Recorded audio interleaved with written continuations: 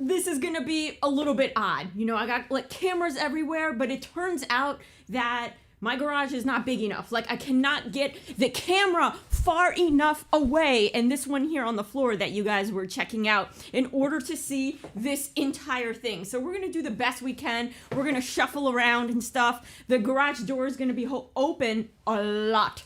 You know, hence the attire, and we're going to be doing all of our cutting as much as we can outside. Hence the rain delay, because I kind of didn't feel like cutting in the rain. So it looks like it's cleared, you know, still a little bit wet outside, but I think we'll be good. We'll be good. So I see you guys coming on. We have Dave Beck with offerings of food and a phone.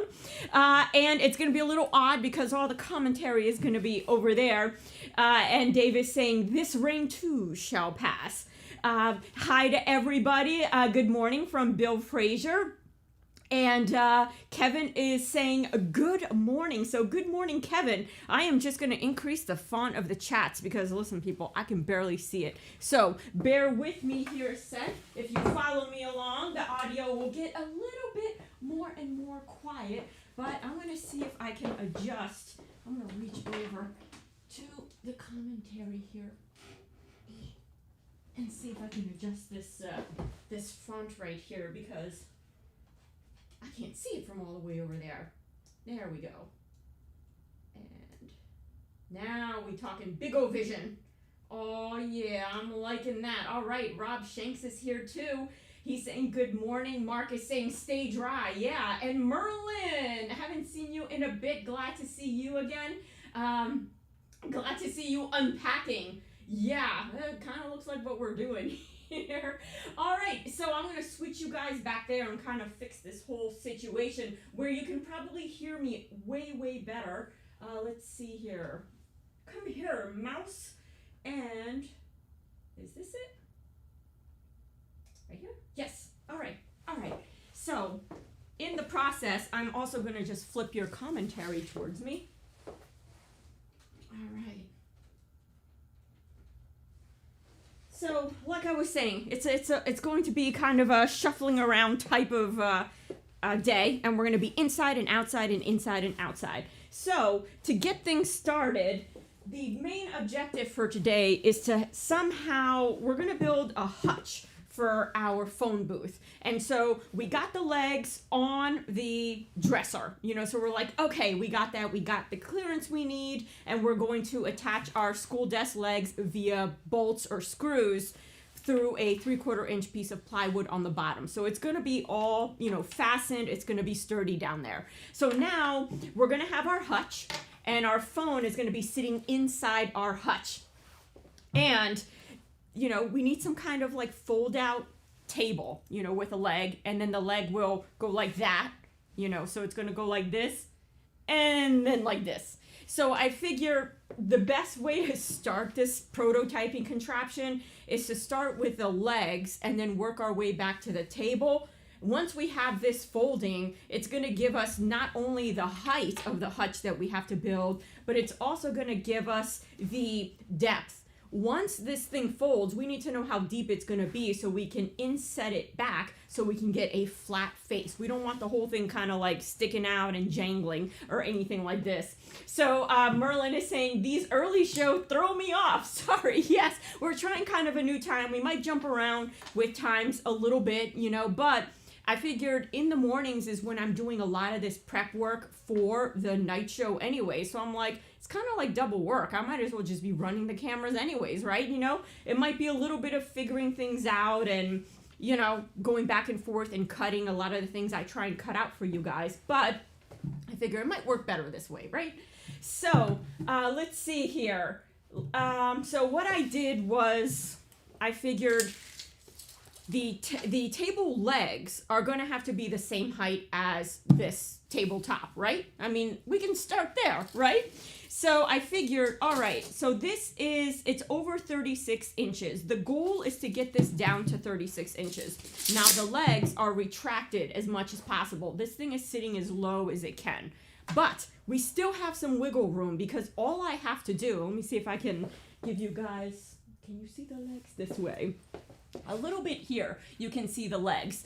And so they're kind of like telescoping legs. So what we can do is trim half an inch from the top of each leg, and then put them through this brown legs, and then it'll sit at 36 inches. So that is fixable. We can even like trim it down even more if we want. So all the leg situation is fixable. So I think 36 inches is a pretty good height for a work table. And I'll tell you why. Because my workbench, oh, there you guys are. My workbench is actually 36 inches. Let me see if I can give you guys a sneak peek of that. So you see like the corner of my workbench. And what I have found is that at 36 inches, it's great for working sitting down. And you guys see me do that a whole bunch. And it's also it works really well for standing up. So this could double up as a sitting and standing type of desk, just like my workbench. And I'll probably like several times today be talking to the wrong camera. So if I'm talking like this and it's all just side face and side eye, do pardon me. All right, and mostly I'm trying to look over there for your comments. And Bill is laughing, because we're just trying to make today work. Noah is here. Good day. Good day to ya matey in the best private voice. Well, good day to ya matey, and hopefully we'll be plentiful with our bounty today and get everything correct. So I figure one constant we know, and this is going to help us out in our measurement. We know the width. Oh yeah, people. So the width is an even 26 inches. Now, depending on where you go on this dresser, it shifts a little bit, but you are within a 1/16 of an inch. So I figure a 1/16, we can sand that. That's fixable. So I'm going to go with 26 all the way down. Now, if you look at the way cabinets are done, we're going to be building this one out of 1/2 inch plywood. Now, normally, 3/4 inch plywood is my go-to. It's always my go-to. But holy cost of wood, people. Seriously, I feel like I gotta rob somebody anymore these days. So that led me to MDF. I'm like, I'll just do it from MDF. Okay, no problem. But I love using MDF for things that are not gonna move, like built-ins. It paints real well. It's super sturdy. But we all know, like IKEA furniture, anytime you have to move IKEA furniture or you nick or you bump anything, it just, the surface just nicks and scratches, indents really easily. So plywood definitely holds up better, I think, than MDF. Not only that, we're gonna be using hinge systems to be able to hinge this leg and this table. And we all know how MDF is with that. Once them screws start pulling out, oh my gosh, now you're gluing, you're sticking toothpicks in there, you're trying to fix it. So none of that. So I'm like, you know what? Why not try 1/2 inch? It turns out my kitchen cabinets are 1/2 inch and they're pretty nice. They're almost 20 years old and they're rocking. So I'm like, you know what? 1/2 inch might be rocking. And we can put a face frame around it to increase the, strength. Now, the other reason I went with 1/2 inch is that this is going to be storing no weight. It's not like we're going to be putting shelving and putting tools in this thing. It's literally going to be a hutch. And we might even build kind of like some cubby system here and put the phone on top of the cubby system. So all the weight is going to be on the bottom. There's going to be like no weight on top. So I think we're going to be good with 1/2 inch plywood. And we'll add a face frame, much like I did here, to cover those nasty plywood edges. And we're going to be working with 1.5 inch. I'm just going to take the short pieces to make our lives a little bit easier. There we go. So the objective is to make this entire piece flat-faced, much like our atomic age furniture. So if you look at all this, there's no ornate stuff going on. There's no really beautiful woodwork other than, of course, the beautiful, elegant shapes of the wood that you see going on here. But everything is just very flat-faced, no craziness. And so when we go to a thrift shop, that's kind of tough to find. It's really tough to find furniture that's flat-faced. It's really usually those very ornate, gorgeous, big, bulky pieces, But I found this, which looks like it's from the 1980s, and the drawers all sit pretty flat, so we will be able to sand them. So the only thing you'll kind of notice I did here, there was an indentation, like a channel. So I filled it with scrap pieces of wood, so then I can use filler and make it all flat, right? So we have this, we'll paint it blue, just like this atomic age picture here. We're mimicking the furniture piece on the right, and see how it's a fold-out table thing? And the table is actually, the legs are a frame. We're gonna make ours solid, so that way we have that solid front and, you know, not a frame around it. So that's kind of the look we're going for. The image on the left is just to kind of show you what atomic age furniture can be. You know, it's got all the starbursts and chevrons and things. So it's pretty cool. But we're going to do the one on the right, which is, in that case, a bar. But for us, it's going to be a workout or a fold-out phone booth / workstation. So one of the things that I did first, and, you know, if we're going to have this blue and then the drawers white, well, how thick is this? You know, so this is going to be like our face frame because we're going to want to continue it up, right? So lo and behold, oh, it's 1.5 inches. You know what else is like exactly 1.5 inches? A 1x2, right? So check it out. We're going to build our plywood piece and attach a face frame like that. And once we putty it, you'll never know the difference. So now we know what our width is, because our width is going to be 26 minus 3 inches, because 1.5 and 1.5. So that gives us 23 inches. Now, in order for like a cabinet to be able to close, you want to make sure you leave at least 1/16 of an inch all the way around. So you have to account for that in your measurements. So we know that it's 36 inches. Therefore, a good starting point for the legs is 36 inches. So that way you can practically lay a table right on top and you're done, right? Not so fast. I'm thinking the legs will start off at 36 inches, but we will probably have to trim it back once we add the hinges. It is going to change up some of the heights a little bit. So starting with our leg piece, you can see that I already cut a piece. Check that out. So let's see if I can switch to this camera right here. So I cut a piece this big, you know. So if we measure it, let me just move these pieces right here. And Dave Beck is saying, what is he saying? True, yes, about the wood. Wood costs are the kiss of death to many fun projects. Oh yeah, the kiss of death. And this is from what, their final tour, which they have said, how many times have they said that they're going to do a final tour? And it's never the final tour. So it'll be like the final tour, the final of the final tour. For real, guys, this is our final tour. And oops, don't worry about it. For reals, this is our final tour. They'll keep going. So anyways, I have this piece of wood. Now, of course, I don't want, I'm just giving you an idea of how thin it is. When it folds out and boom, it hits the floor here, it looks kind of ugly. Yeah. Look at the wood grain edge. You can see the edge, like we need to cover that up, right? So that means that we can't cut our piece to 36. We need to cut it a little bit shorter so we can put some kind of face frame around it. Plus, it'll give it strength and prevent it from bowing, which, you know, this is not really bowing too easily. So that's good. And we already know what our width is. So I went ahead and pre-cut, and we're not going to use any glue today. Today is just like mocking everything up. So a couple brad nails just to keep it in place, because most likely we're going to have to take it apart, make cuts, and, you know, shift things around. So let's see what I got here in terms of wood trim pieces. And Ron Shanks is saying prices of wood are coming down in mid-central Indiana. So that's good to hear. Hopefully that will follow suit everywhere else. And our prices are bad, but they're not horrific like some other parts of the nation. What is tough is availability. Like, I kind of took the last 6 sheets. I did. There's no more 1/2 inch 4x8s in my local hardware store or home improvement store. Sorry. Not sorry. All right. So in order to make this a true 36, I cut it down to 34.5 because we are going to be adding a face frame. So a face frame will go like this, you know, and this is 3/4 of an inch, like that, and then like that.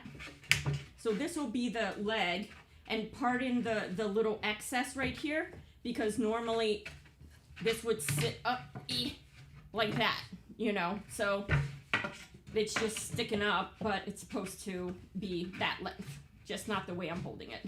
All right, so you guys get the idea that we're gonna cover these ugly plywood edges with this face frame. It'll give it like a nice look. It'll give it increased stability, so when it hits the floor. Also, it gives us potentially the option of maybe countersinking some kind of adjustable foot on either side. So that way when it hits the ground, because I know you guys can't see the ground, you might even be able to adjust it a little bit up and down. Because say for a room like this, we have a 4-inch drop from the one end of the wall to the outside of the garage. So doesn't matter how straight things are, they're gonna be crooked. You know, so if I were to use something like this here, even if we got every angle straight, the table is just never gonna sit right, you know, so maybe we'll add some adjustable legs. You know, we'll see if we get to that. So you see that for this giant unit, I actually had to shim it. So it's very shimmed, but it's pretty sturdy, never had an issue. It also wraps around in an L shape, so kind of can't fall, even if it tried. So one of the things I'd like to do is probably keep these long pieces off because we know the width. It's not like we have to test fit the width at this point. The biggest thing we need to know is, will this length work once we have everything hinged up? So I'm going to attach the pieces that affect the length of the piece, which is the rails, you know, up here like that. So I'm going to do maybe 2 or 3 brad nails just to attach it on the top and on the bottom. So that way we're good to go there, and we can start now mounting hinges and figuring out the table length, which I like for it to be 36 inch, you know, like a 3-foot table, and then see what it looks like when it folds, you know, and see what we can come up with a hinging mechanism. Hopefully we can get the folding mechanism to completely compress. And in my head, my design, should it completely compress, we're looking at a 3-inch, you know, depth. So that'll help us make the rest of the hutch. Now, originally I was going to start with the hutch, but then I thought it would be too difficult to then engineer the other 2 pieces. So we're kind of reverse engineering what we're doing. All right, so as I put these, I'm gonna check out your guys' comments.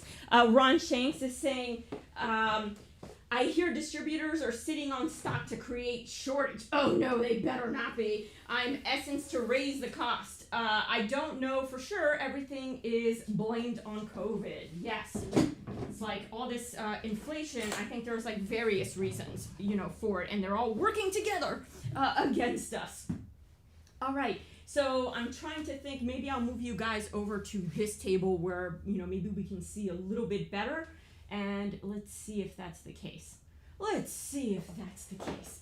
All right, so for this table, we can clear things off a little bit and see if it might be easier to get these pieces on. And I'll use my dresser as a place to hold things. All right, don't think we'll be needing this for just a little bit here. And the piece I cut off earlier, so I don't think we'll be needing that.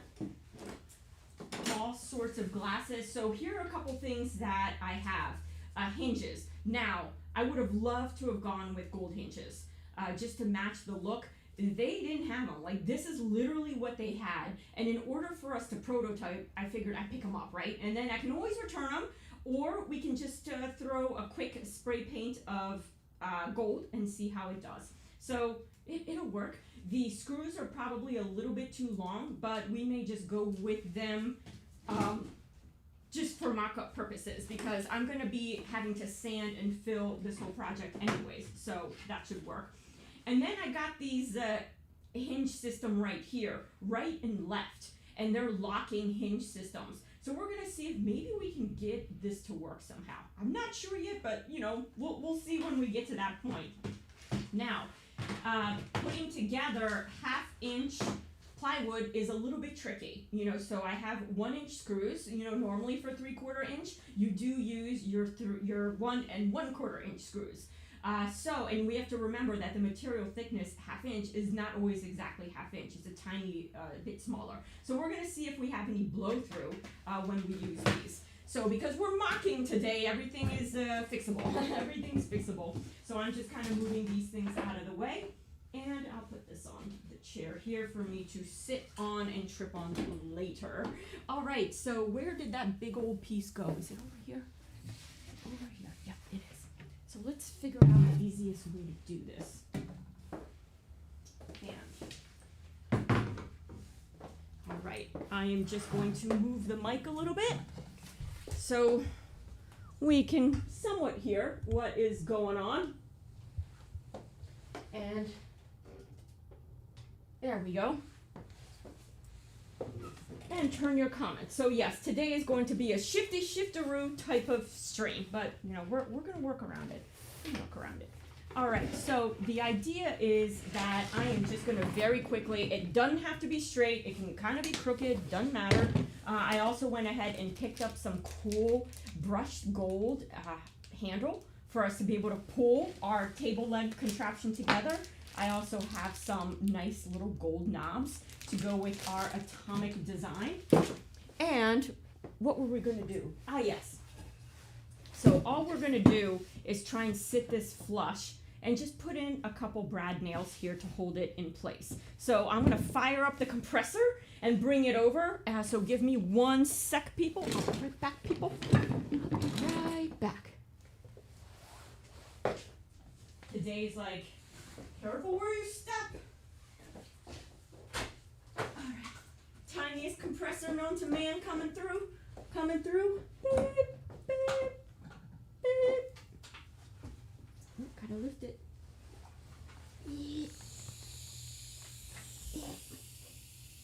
All right, we're coming, people. There we go. All right, it is gonna be one of them streams. So let me move a couple more things out of the way, and let me plug this in, and when I do, it's gonna be like super annoying levels of loud, like type of loud, maybe even more annoying than that. So, oh, before I plug it in, let's change out the cartridge, and all right. Anytime I disconnect an air tool, I always, give it a good use in case there's any mythical air stuck in here. It's like an urban legend, you don't think there's air in there, and uh-oh.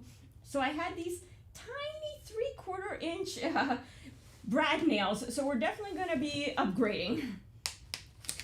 I'm gonna put these guys back in their little home, take a nap in there. And let's switch up to the 1 1/4 inch. Oh, they're so packed tightly. All right.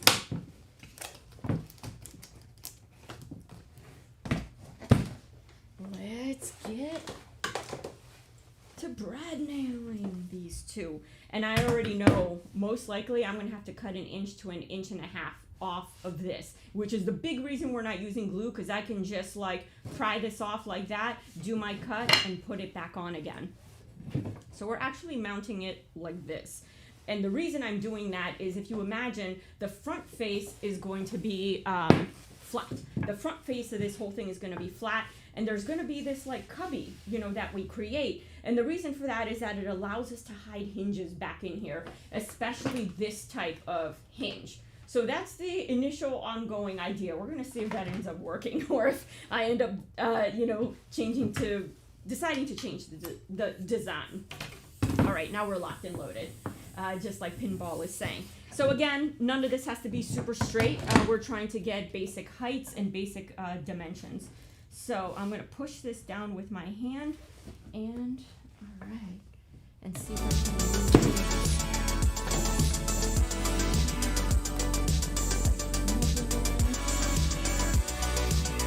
Whoops!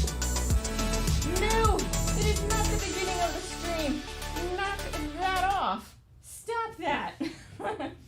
I bumped the switcher, and it was like, oh, we're starting over again. Clearly, the stream engine and the stream software is like, yeah, you already messed up. You might as well just start over again. Like it's already too late. All right, so, Do you guys have this little coily hose? Isn't it the worst thing? I'm actually going to move this closer to me because that thing is just god-awful. All right. And if I can put something heavy on this to hold it. Normally, you got glue, you got clamps. We got none of that today. Hold up. All right. Having a rough start. There we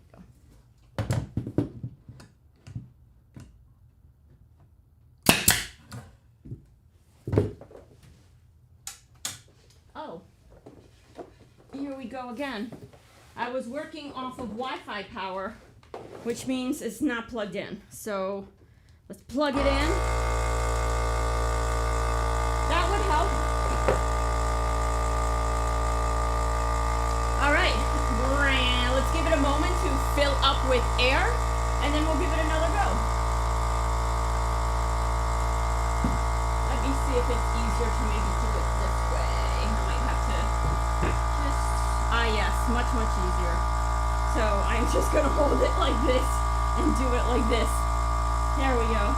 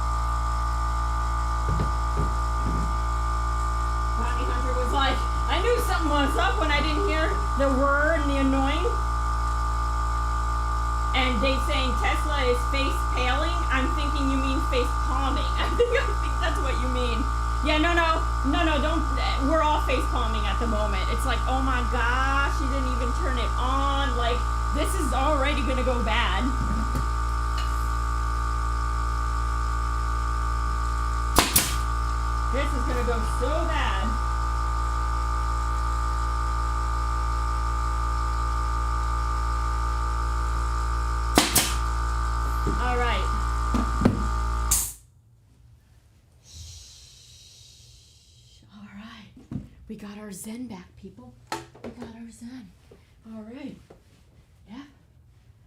So we got our face frames on, and you can see that'll help kind of give us the strength we need. Plus, now we have a full 36 inches thanks to these things. And we're going to leave these ones off. It's just like less for me to remove, you know, because we're probably going to be taking this apart at some point.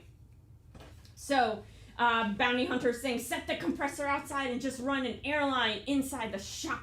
Yeah, that's probably the better way to do it. I gotta buy a long enough airline, though. I'm still stuck with this little stupid coil thing. It's the worst thing. And every time I finish a project, I'm like, oh, I gotta buy, you know, the new coil. When I'm doing the project, I'm like, oh, yeah, it's about time. I'm buying the coil. But then when I finish the project, I move on to something else and totally forget to buy it. All right, so I'm gonna try and gazelle hop over this compressor and go back to the other side. So let's see how successful I am at gazelle hopping this thing.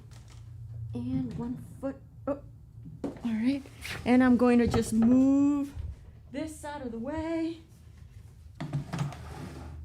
And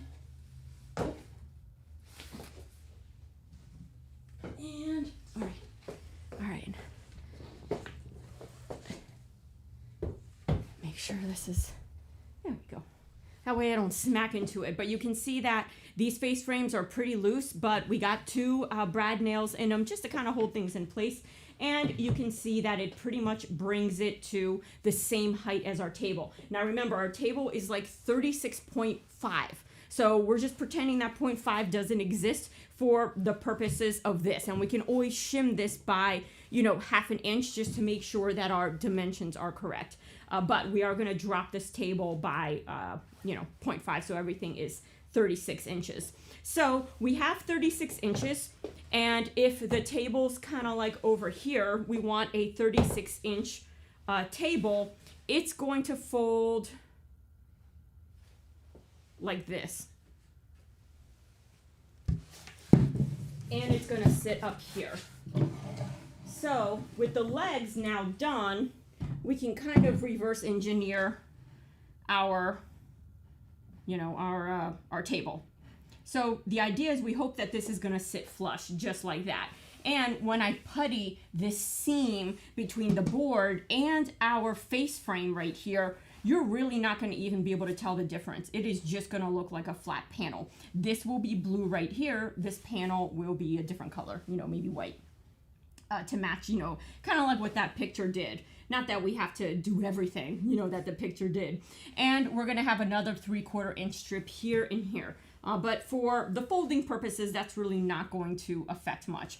So now we know that, we're going to have another face frame piece up here. This starts giving us an idea of what kind of hutch we need.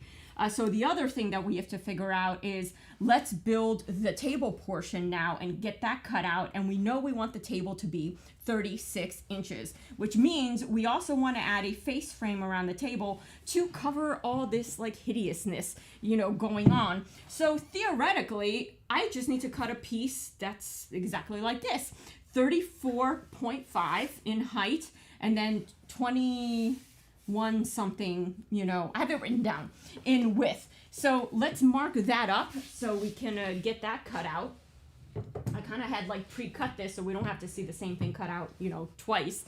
So let me grab a new piece of wood, which is in the other room because I can't fit everything up in here. So I'll be right back, guys. I'll be right back.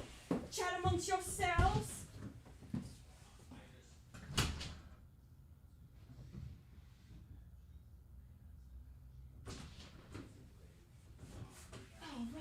Alrighty. I'm back. All right, I got our piece right here, and I think I'll go over to that table. So yeah, I'll meet you guys over there.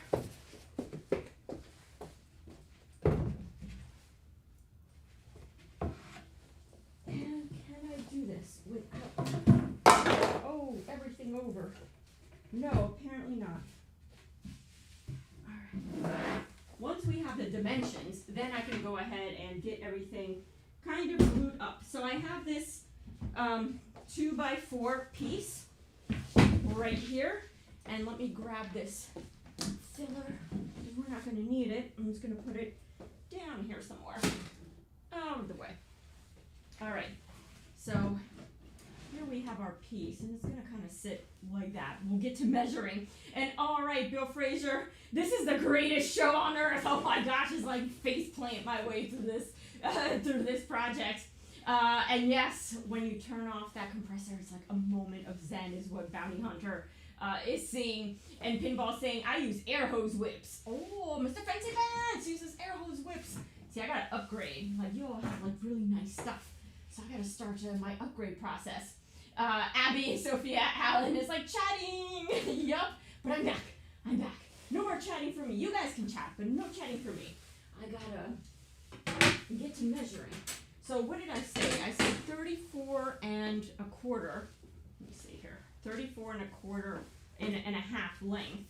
So did I knock down my measuring tape? I probably did.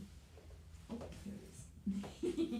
All right, so I'm going to go ahead and do that. And pencil. And before I forget, just so you guys can hear a little bit better, I'm going to swing this microphone over just a little bit. Because it's in the exact center of the room, it's still, depending on where I am, it could kind of sound like reverby, boomy, that kind of thing. But we just got the one mic for now. We have another one we're going to be setting up at the computer for when we do coding, and the less I have to switch around gear, the faster we can get through these projects, right? So you guys are going to watch me use the scariest table saw antics you'll probably see. So I do warn you to hang in there while you watch, or close your eyes if it's too horrific. I don't have an outfeed table, so sometimes I have to use the miter saw to do certain things that should be really done on the table or on the table saw. So I'm gonna unite my lines here with a speed square. That's good enough for me.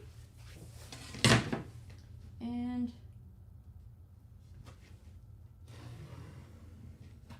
there we go. So we have our 34 inches, and now let's get the other dimension, which was our 21 and 3/8. 3/8. 3/8. There we go. So 21 and 3/8.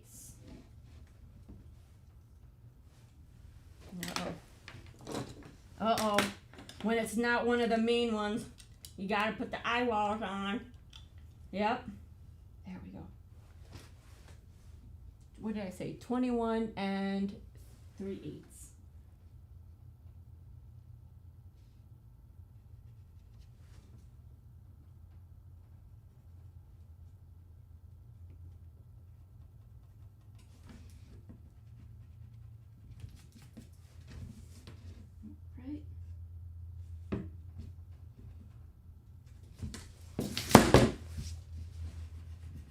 None of those were right.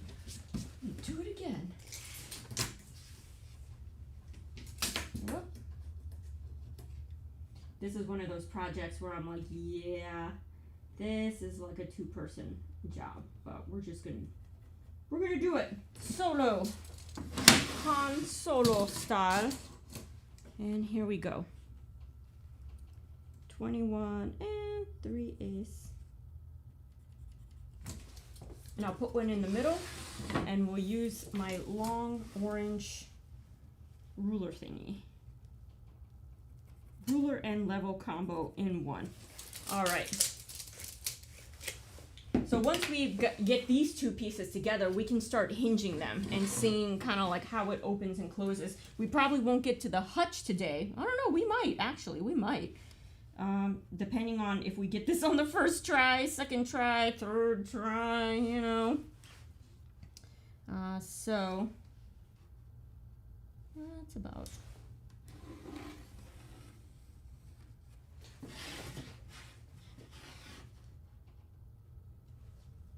I used to do this like with a big old piece of wood, but those things like bow way too much.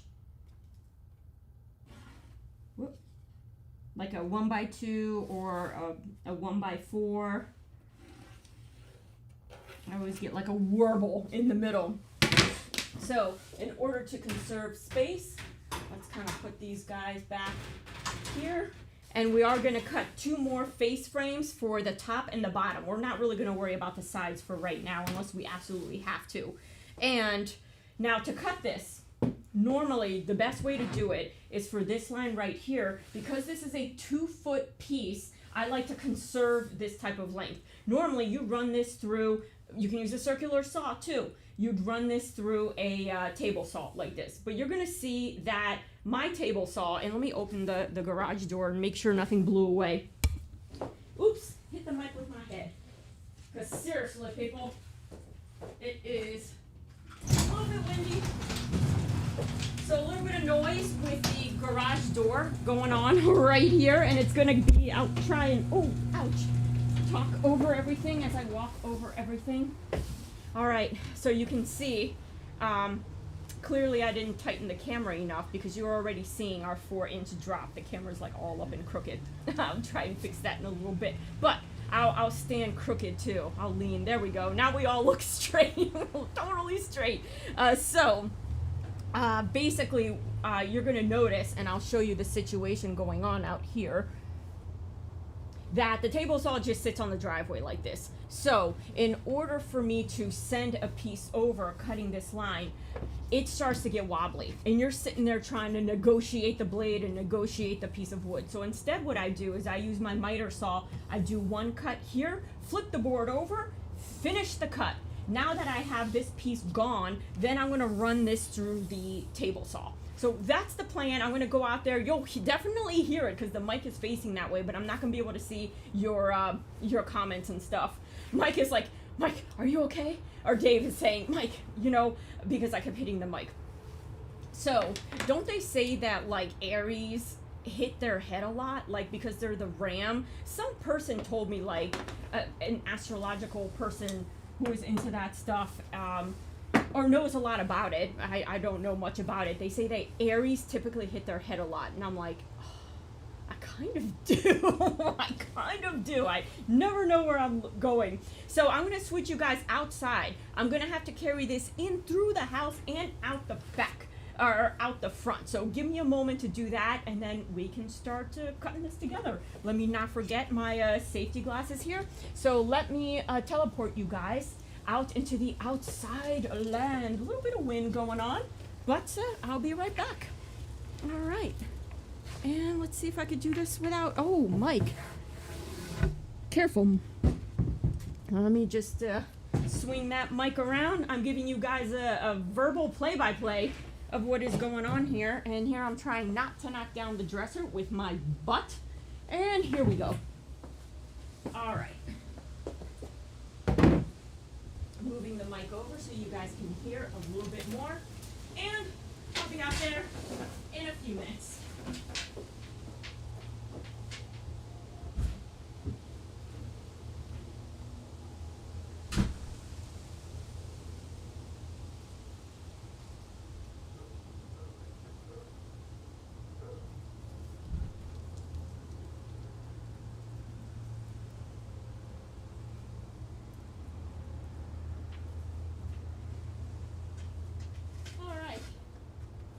Be able to see your commentary, for a little bit until we finish these cuts, and then I'll be right back with you. So let's do this one first.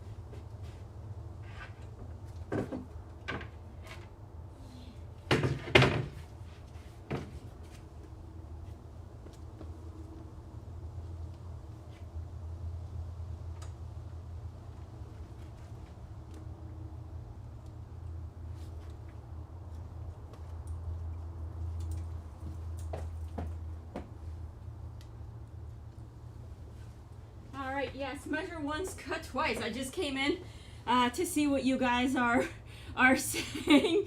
All right. A little bit slow, you know, but it is what it is. It's what woodworking is. All right, here we go.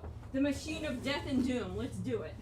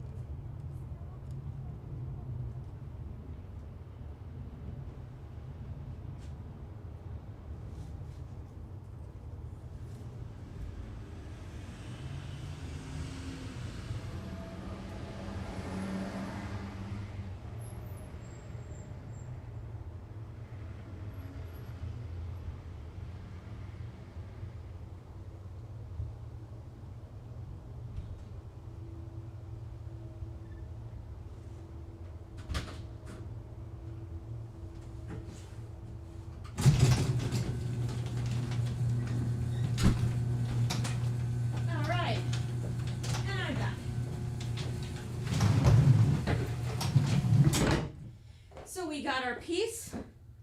Let me switch you guys and see if I can fix this crazy situation right here. Whoa! All right. Are you gonna stay? Yes, you're gonna stay. All right. So as I come back around, we got it cut. Just catching up on your comments. I know a little slow, especially when you're using the miter to do one cut and then you gotta flip and do the other cut. You gotta like line it up real well, you know.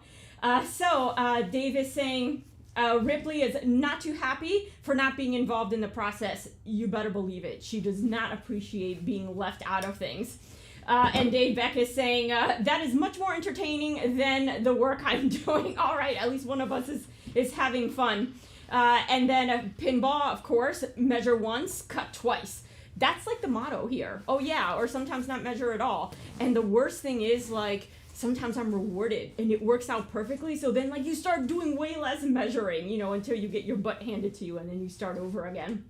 And Abby is saying, use what you got, but doing it safely. Exactly. So doing it that miter way, I feel like the only thing I have to worry about is the blade, which should always be like numero, uno, which is one of the reasons I don't take the phone out there and be reading comments. You know, that way I can just focus on that.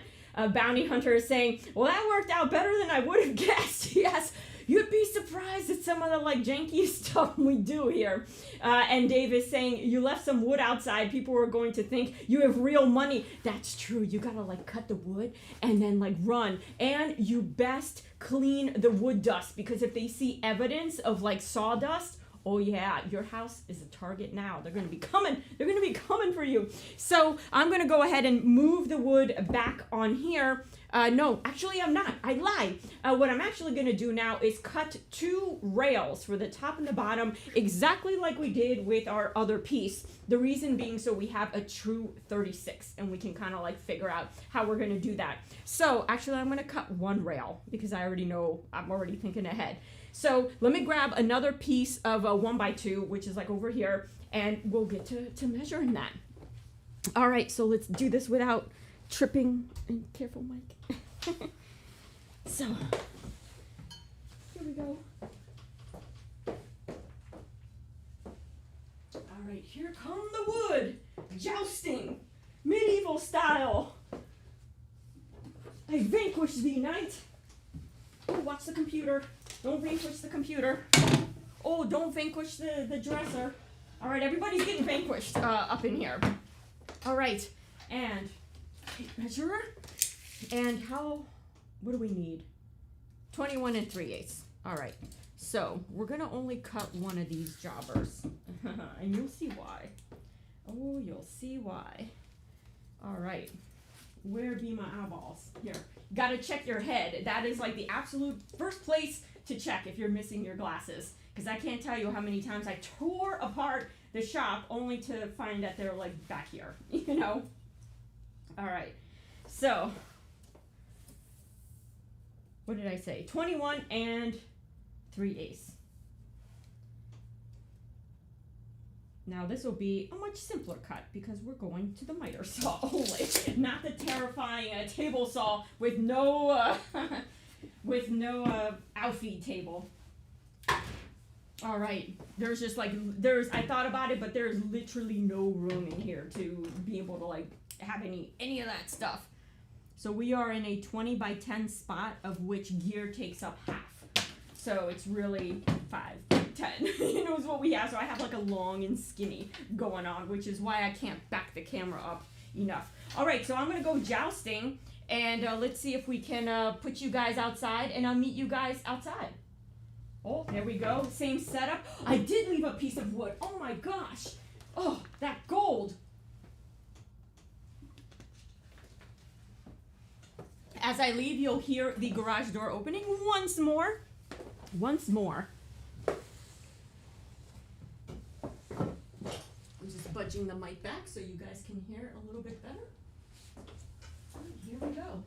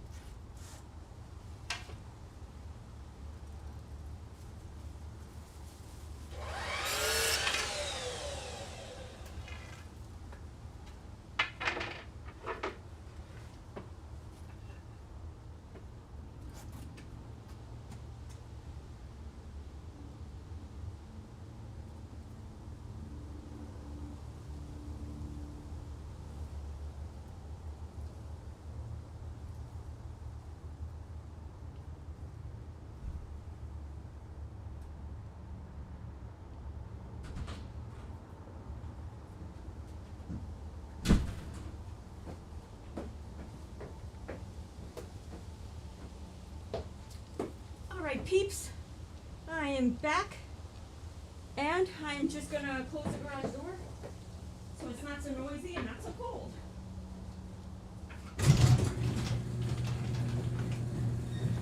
Here I come. So, I don't know, which do you guys like? These daytime, this is how Rachel is for real, you know, or the nighttime, more polished Rachel. Normally, if this were a night stream, all these pieces would be cut, and then we would just be brad nailing them together and figuring out the entire, you know, contraption. But this is the daytime. What happens for real around here? It's a little more primitive. Mics and camera angles maybe not be the best, but that's what happens when you've been for reals. All right, let's put that there. And yeah, you guys totally caught me. Totally, again, that's 2 for whatever. How many other times we're going to totally keep doing that, or I'm going to keep doing that. Yeah, so I tried the male-to-male Wi-Fi. They weren't having it, so they were not interested in a relationship. So now we got things plugged in, and I think we're not going to use a table saw anymore for today. We might, actually, if we need to trim something down.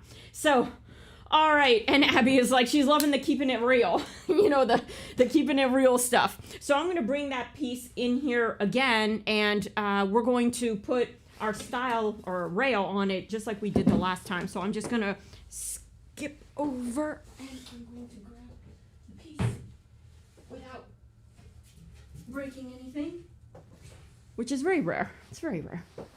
All right, I think I need like 3 mics in here. I need 1 for the computer. I need 1 for this table, and then 1 for over there. Or else, like, I'm either, like, way too close, like, hello, everybody, I'm so close. Or I'm, like, way too far. Okay, a little close. I don't like you like that, you know? I don't like you. All right. I have trash and nowhere to put it. I'm going to put it in my pocket. Just there. It's one less thing for me to pick up off the floor. All right, so here we go again. I'm going to plug in the most annoying compressor you have ever heard in your life. So, oh, it's already plugged in, so I'm going to turn it on. For once, I win. It's plugged in. All right. So let that go. Grab a little bit of air. All right. So yes, I figure if we add more cameras, then I'll just never have to like toggle. You know, it'll just be cameras everywhere. And so Bill Frazier has an idea, and I tried it. I'll tell you what went horribly wrong with the wearing the mic.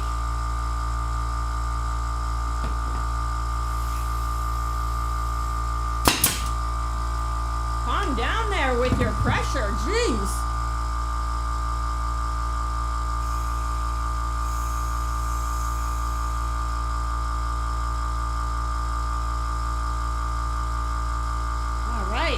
Too much pressure. It was like, I will kill you, Wood.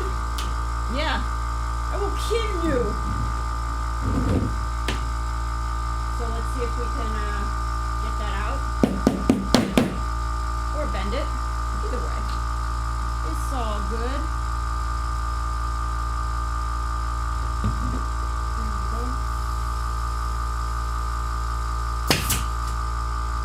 Now it's not enough pressure.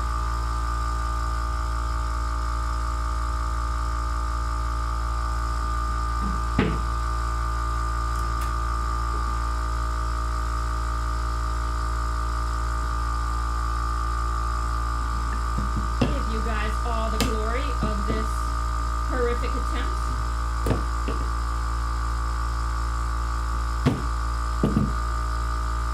I'll just use the other side. There we go. All right. Yeah, Bounty Hunter was like, the pressure was so high it was blowing the notepad. Let's see, that should be good now.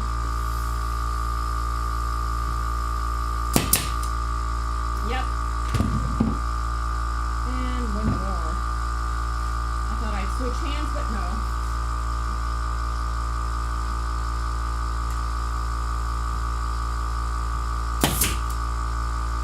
Alright, so get that quieted down.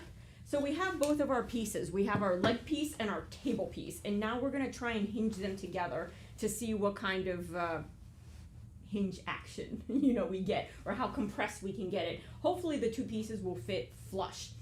So I'm going to like move the monitor and everything over there just so I can continue reading your guys' comment and find the Goldilocks zone. Yes, finally I found it. It's usually right around 50-ish is what it is this is a stapler and nailer in one, which is super good because 2-for-1 deal, right? But not so good in that if the pressure is too high, it will leave staple marks. Even though you are brad nailing, it will leave staple marks in your piece. So you have to kind of find that pressure that it won't do that. But for this particular piece, we are filling everything and it's getting painted. It's not getting stained. So now's the time to make mistakes. Like, let's make all of them, you know, just to get them out of the way for the rest of the year, and then we can have projects that just magically work out the first time around. All right, so I'm gonna bring this over here, and let's see if I can, we'll start like that. And let me turn this around, my little switcher here, and then I'm gonna try and get, got a wet nose from all the cold.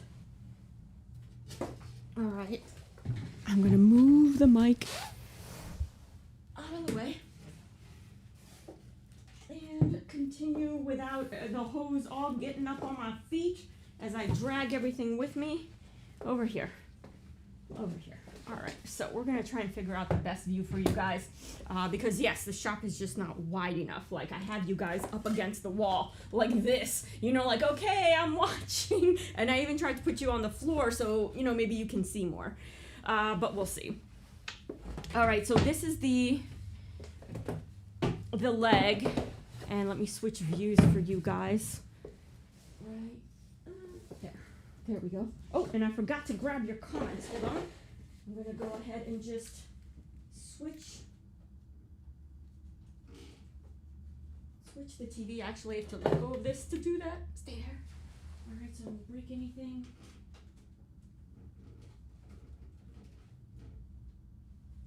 All right. Trying to do this without affecting the other camera. There we go. All right. And so Dave is reminding, he said, wet nose means you're healthy, like a little dog, and that's true. It's true. I got a wet dog nose. So it's all good. Oh, and so who was saying wear a mic? Bill Frazier.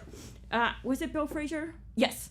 So I'm not saying no to that. I'm still kind of like debating that. So when I shot videos in the very beginning of Gearhead Diva, I would wear a mic with a pack because you need a battery pack, right? So by the time you're going and you're wrestling around the floor, oftentimes that audio will disconnect. And you sit there taping the whole thing, not even knowing until people start like, hey, we don't hear you. Also, depending on how it is in your clothes, all you hear is like that. And people are like, rather than tell you your mic blows, they just leave the stream. So I figured the most easy, reliable way to do it is standalone mics. The worst that happens is I hit my head on them. You know, it's the worst that happens, and they're kind of small. So Rachel's head versus Mike, my head is gonna win. Every time. So, but I'm not opposed to wearing the mic. I even thought about getting, instead of one that needs a pack and all that kind of stuff, getting some kind of headset type mic. So when I go outside, I can continue talking to you guys via the headset mic, which I think would work. So I'm kind of like on to that trajectory, just to make these a little bit better. And Bill Frazier saying, oh, yep. The audio is probably the toughest thing to figure out for live stream than the video. The video, you know, you can set up webcams and all that kind of stuff, but audio is definitely tough. But having audio that can travel with you is the best thing. So yes, your suggestion is definitely the best way to go about stuff, which is not always the way I go about stuff. All right, so I'm gonna move this aside for a second, kind of tell you guys my idea. I should probably get the piano hinges. Now, I only put a rail, or you know, a face piece on this side, and why is that? The reason for that is that this table is going to have to fold in like this. And once we build our hutch, I'm going to use my head since, you know, I'm reverse bumping my head. Our hutch is going to be a rectangle, right? And so that bottom piece, well, that bottom piece can't come all the way up to this edge because it's going to have to retreat back a little bit to accommodate our folding business right here. And so if we put a face frame around this, that's just going to increase like when it folds down like this, instead it's going to actually sit up higher because we have this lip.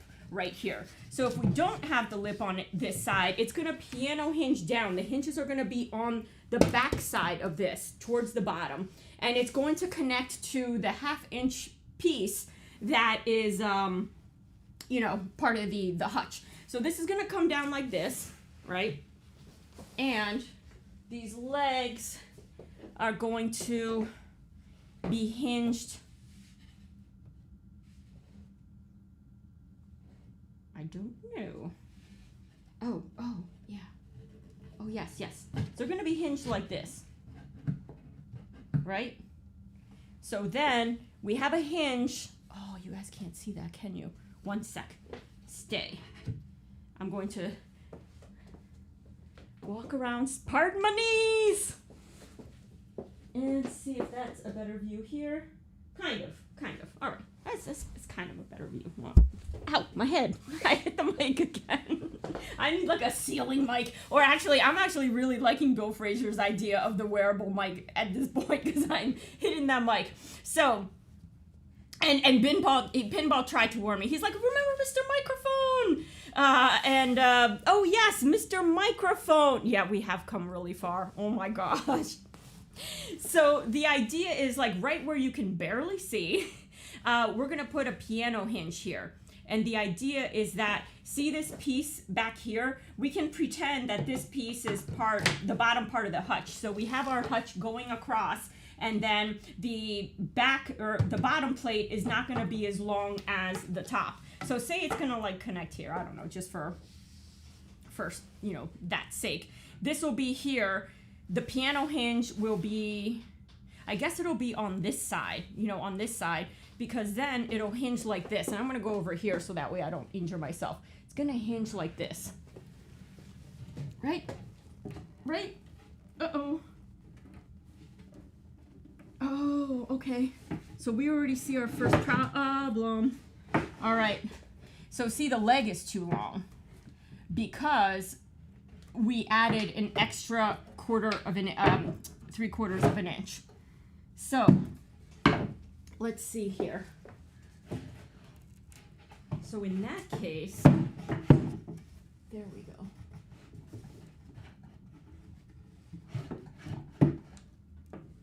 Actually, no, that might be right. Guys, this might not be bad. So if that hinges that way,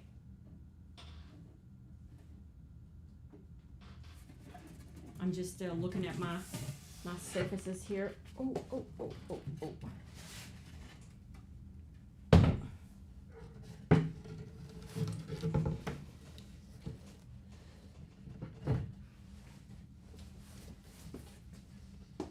So I'm gonna move this down, and I'm gonna move this back where you guys can kind of see this situation.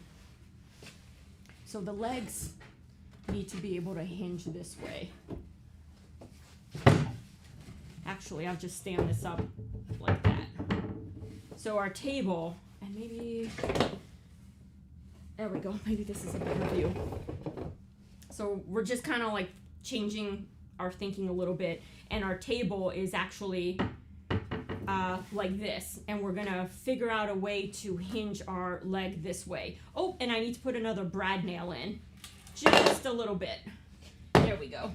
Glue would help, but I don't want to glue at this point. So I'll be right back. Oh, Abby has a good idea. So she's saying use some tape to use as a temporary hinge. Yes, let me grab some tape. Isn't the leg the short one? No, the leg is the 36-inch one, but we're probably gonna have to make it short. Let me, do this. All right.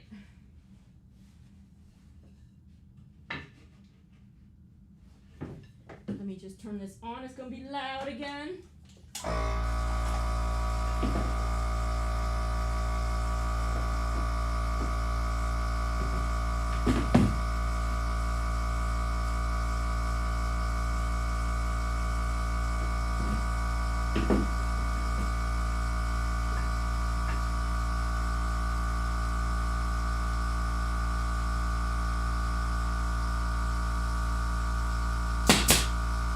3 in for this one.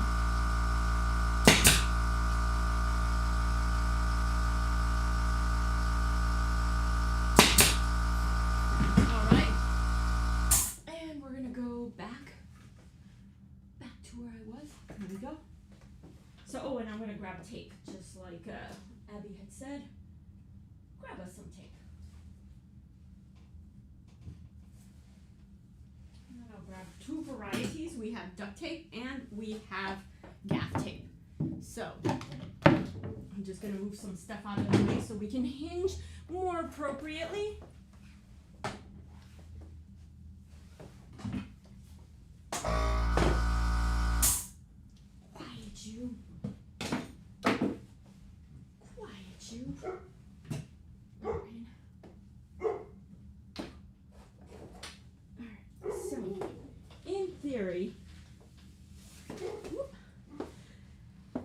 So the piece that I'm holding, where are you guys? There you guys are. So this piece that I'm holding is a full 36 inches because it's got the 2 pieces on the top and bottom. And the idea was that we were trying to match up the 36-inch height of this with the 36-inch height of this, and the table would kind of sit on top of it.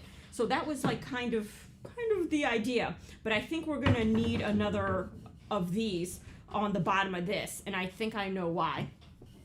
So, oh, the door is prying open. Let me just make sure no dogs come rambling in here, and then they're gonna knock down all the gear. All the gear. There we go, make sure that's latched. Now normally, like the cats and dogs, they can come when they're quiet. But when I get to talking, they're like, who are you talking to? Who are you talking to? And they get all excited and start running around. So yes, we are gonna be using some tape to kind of figure out our situation like Abby was mentioning. So I'm gonna reset this up, being kind of careful not to get myself snagged on some of these exposed type of nails here, brad nails. So yes, 3 brad nails was definitely the way to go.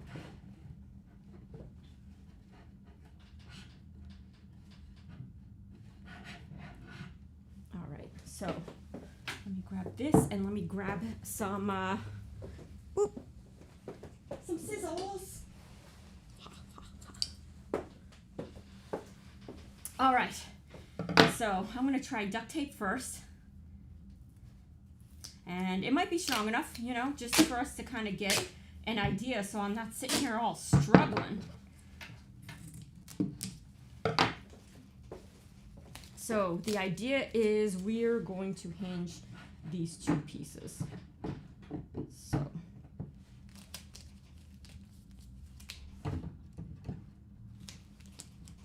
work with me, tape. Work with me. Okay, I'm getting the tape on one side, all very nice and pretty. And then I'm going to flip it and get it on this other side. Now, I'm not going to expect it to hold all the weight or anything like that.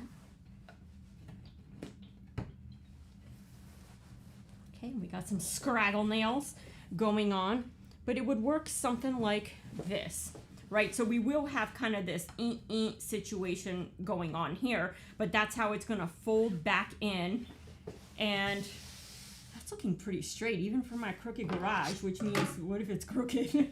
I'm going to put that back. And let's see how it folds. So we can even do this on the floor. Like, I don't think we need to do it on the table. We can just open and fold on the floor. So I'm going to move you guys into another position. And there we go. All right.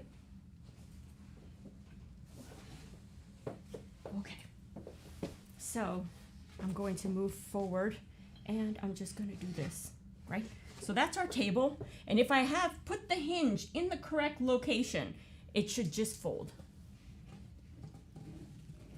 Like Abby said, and there goes the tape, but the idea was good. All right, I think we're pretty much there. And now that these are in this position, I can tape this up better. Okay, I'm gonna explain to you guys why we're almost there. All right, the objective is to get it to fold like, you know, pretty much like this, which is nice, you know? And if I flip this around, you can see where the tape is, that represents where we're gonna put one piano hinge. So it's gonna open and close like that. And in between here, I'm gonna open the table. Yeah, that's the weakest hinge ever. But I'm gonna put this like here, there goes the tape. We're gonna somehow attach kind of that bracket hinge that I bought, you know, somehow. And we might even, you know, get one of the styles on here to be able to attach it to that side. And that's gonna lock it in place. So that way the leg doesn't whoops or whoops, you know, inward. So now we know where the hinge has to go for this thing to fold down appropriately like that. So once it folds down, we need to figure out if we have any difference in space that we need to make up. So I'm going to lift this to where we can see it. All right, on the table.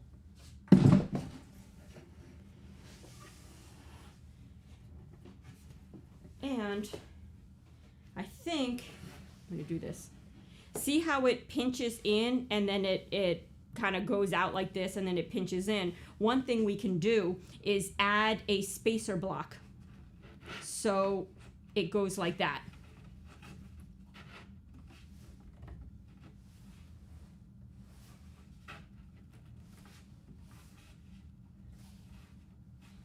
And then that'll keep it even, see? Like if we were to add a little spacer block to this rail here, then that keeps it relatively even. Or I'm trying to see which is the perfect box. Okay, I have an idea. I'm gonna grab another, 1x2 to test out this theory. I think we may indeed have to add the 1x2 to the table. I was wrong. So that should get it to fold up exactly perfectly, I think. Yes. I think it'll fold out pretty perfectly. I don't know, guys. Then we have to figure out the hinges. So let me just do that as a test piece. And do I have a simple test piece lying around that I can just use? Let's look, let's look, let's look. Right here. So I got this guy. And so we're gonna kind of test out my theory here. And I'm wondering if I should do this on the table. Yes, I'm gonna move you guys to that table because I think it's just gonna be a lot easier then. Obviously you can't see the floor. This is kind of like far away for you guys to see what I'm talking about. Unless this view might be better. That view might be better. All right, so.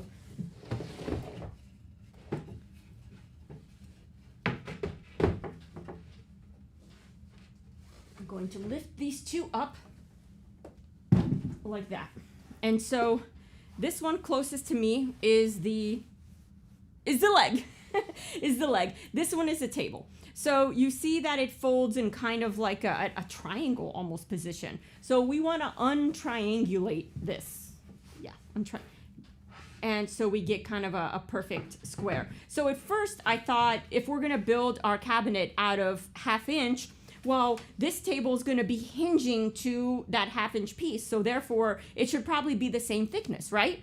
Well, there's no reason why we can't build the bottom of the cabinet a thicker type of piece, you know?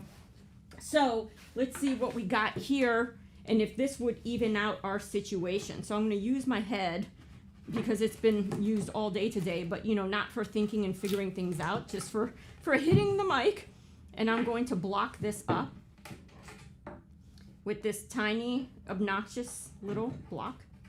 All right, I'm gonna move it back. And this is basically mimicking what if I had put that piece of frame wood on it. And guys, look, it would have been perfect. So I over-engineered as I normally do. See how perfect it's sitting? So that's looking really nice. But that also means that it'll probably raise our table by 1 inch. So now we're at 37 inches. You know, I might take that inch. I might take that inch. So it turns out that, yes, I'm going to go ahead and cut another style because I only cut one, and in my head I'm like, I really should cut two just in case, but no, I was being all conservative. So I'm gonna run out there again and cut another one, and we're gonna retest this, and then we're gonna for real open up one of those hinges and put them on and see if we can get them to fold perfectly. And then now we know whatever thickness this is, which if you do one of these, which is 1.5, and one of these, which is 1.5, like that, it should be 3 inches, which is kind of like what I was guesstimating from the beginning, but you just never know without doing it. So we're gonna go back outside. I'm gonna measure out another piece, and you guys get to watch me, figure out the whole power situation. So far, that's been the toughest part of the build. I thought it was going to be this, but no, it's like actually providing power to different things. That's actually the toughest part of the build. So I'm going to come up on over here and bring the mic with me and bring you guys with me.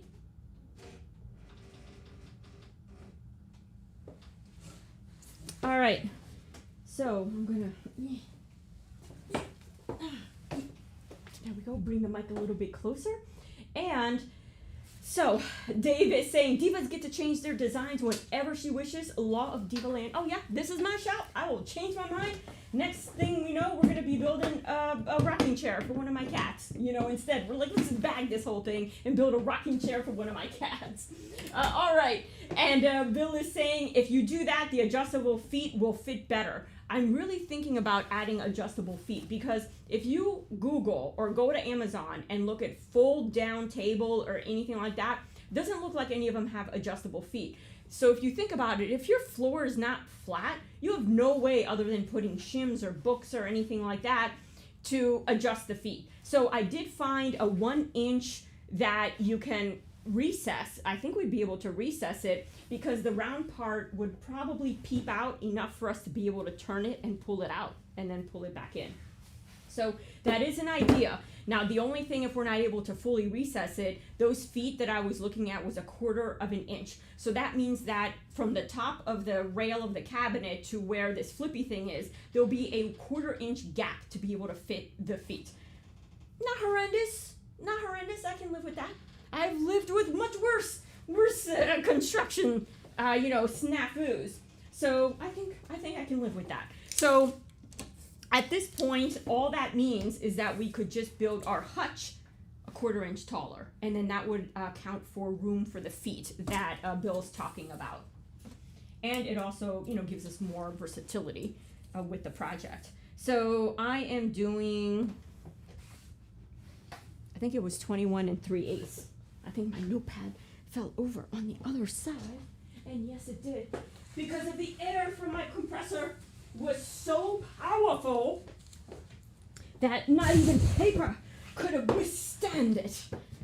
All right, so I do think that, yes, it was, yes, 21 3/8.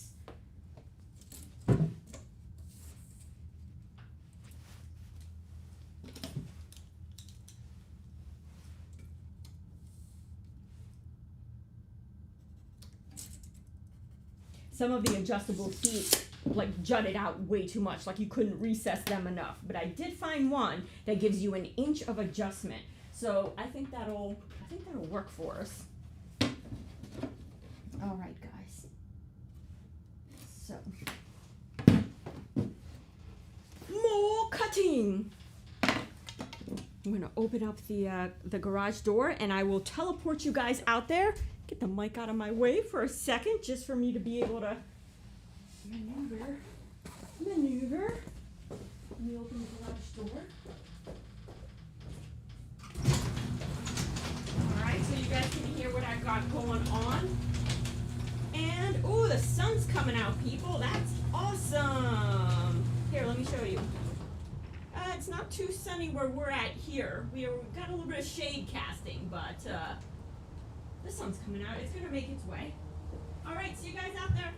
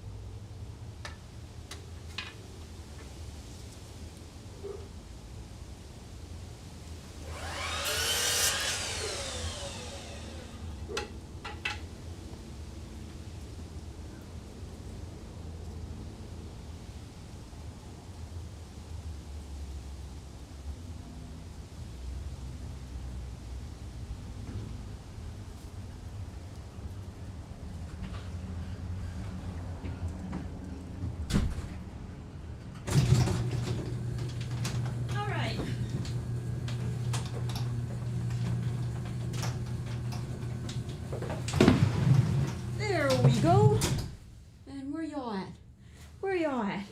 I ditched you out there. All right. Bill Fraser saying 21 and tree 8s. Yep, tree 8s.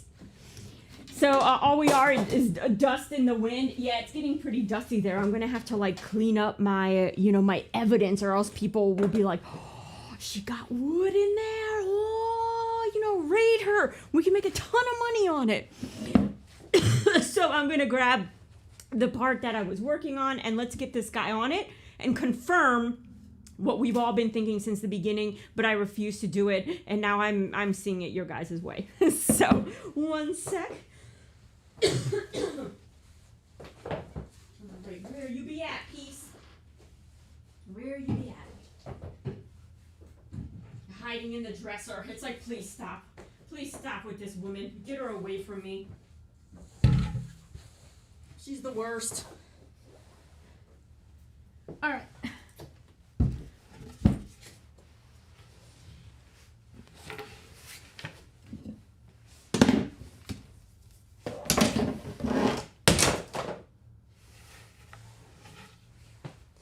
Okay, I'm going to turn on the air compressor, so it's going to be all obnoxious again. Grab our little speed square in case we need him again. And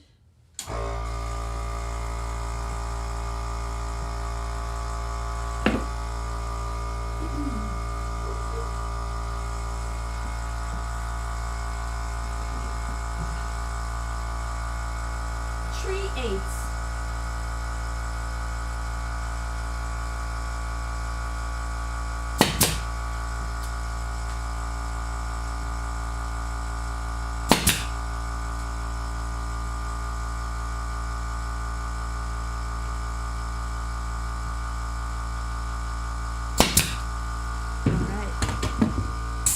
I'm used to 3/4 where you can just bam, bam, bam, like 1/2 inch is like kind of thin, and I'm like, oh, better take another look.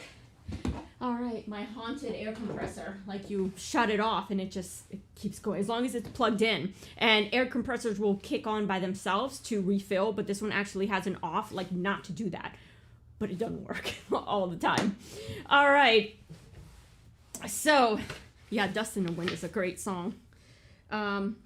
Let me, there.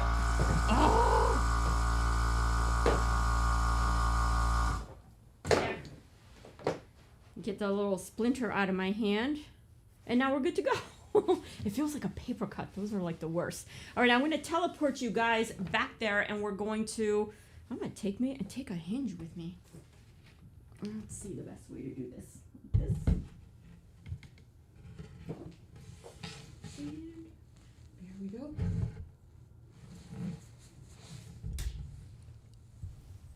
Swing that mic over.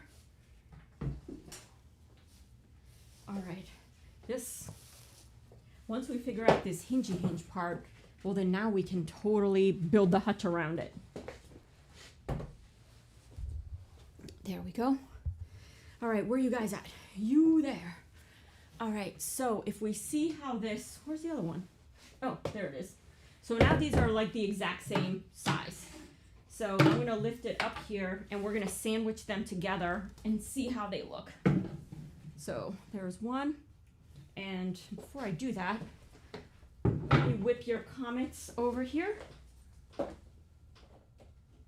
There we go. All right. It is like a real deal. Did I get the whole splinter? Yes. Sometimes it likes to leave a little leg in there. Just to remind you, I'm still here. All right. I'm gonna put these scissors in here.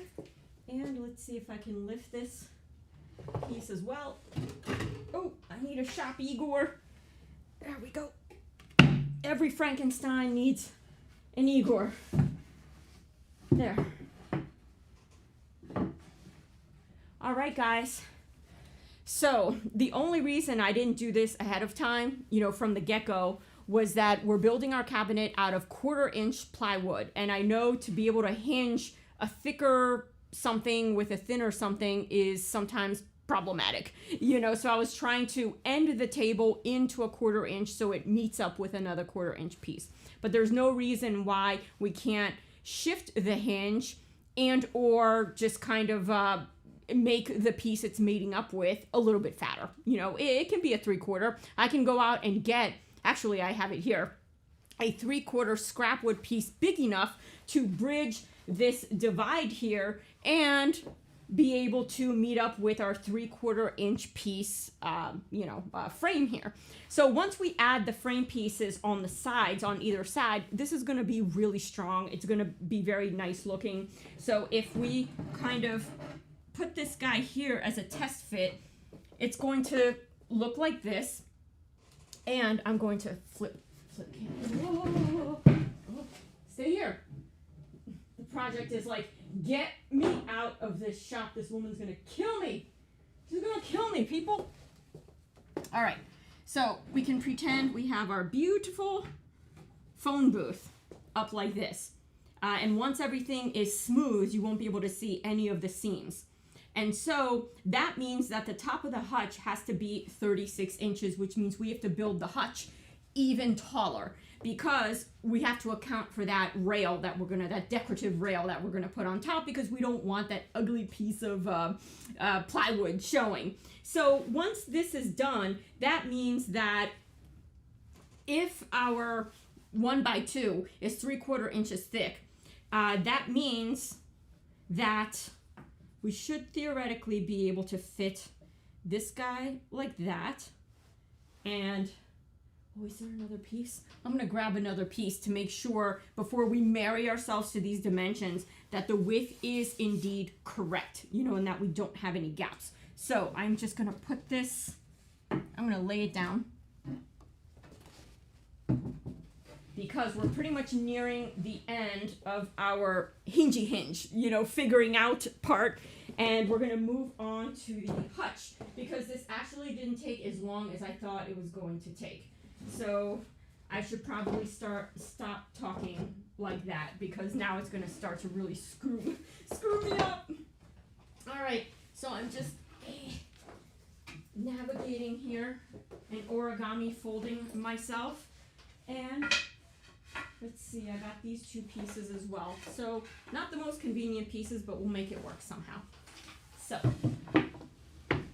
all right, so here we go. All right.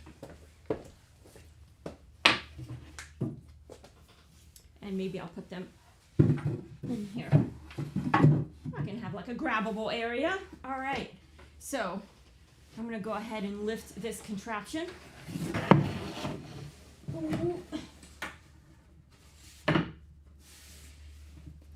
Move it forward where we can see. All right, so the idea is that we're gonna have the frame going around like that, and I already see we need to move this way. And then we're gonna have our face frame like that. And this is so bad. This is so not gonna work. All right. So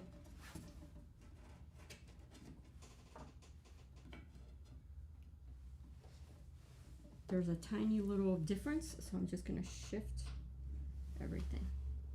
All right, so now that's done. This needs to go like that. Don't, oh! All right, I will try and do it both-handed. Here we go. This needs to go like that. I should probably use a clamp. This is so bad. There we go. Does it match up, people? Does it match up? Yes. Yes, it does. Beautiful. Beautiful. So all of our measurements are correct. Let's see if I can do this without injuring myself.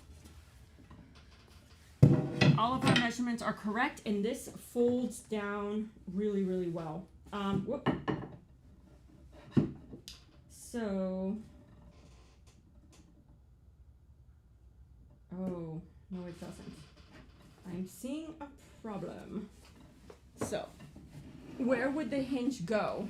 Forget the leg. The leg's already like pretty much figured out. This is the table right here, this piece. And so, let me change views for you guys to see this new problem we have to try and figure out. Right, oh, that's the wrong one. Nope, that's the wrong one. That's the right one. All right. So, we have our leg and we have our table. So we have to figure out how this leg is going to hinge forward, because we cannot put a hinge right here during this seam, because how the heck is it going to fold forward? Look, it'll just rip the hinge clean off. So it almost is like, I'm going to remove the leg for a second here, because that's kind of like a non-issue now. At least so we think for now. It's one of the reasons I didn't want to put this piece on the bottom here. There you guys are.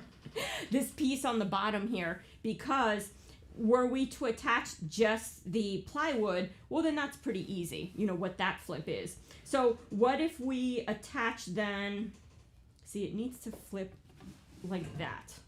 So there needs to be something underneath here, and it could be that we have to put the hinge on this side here, and then it'll flip up like that, or flip down like that.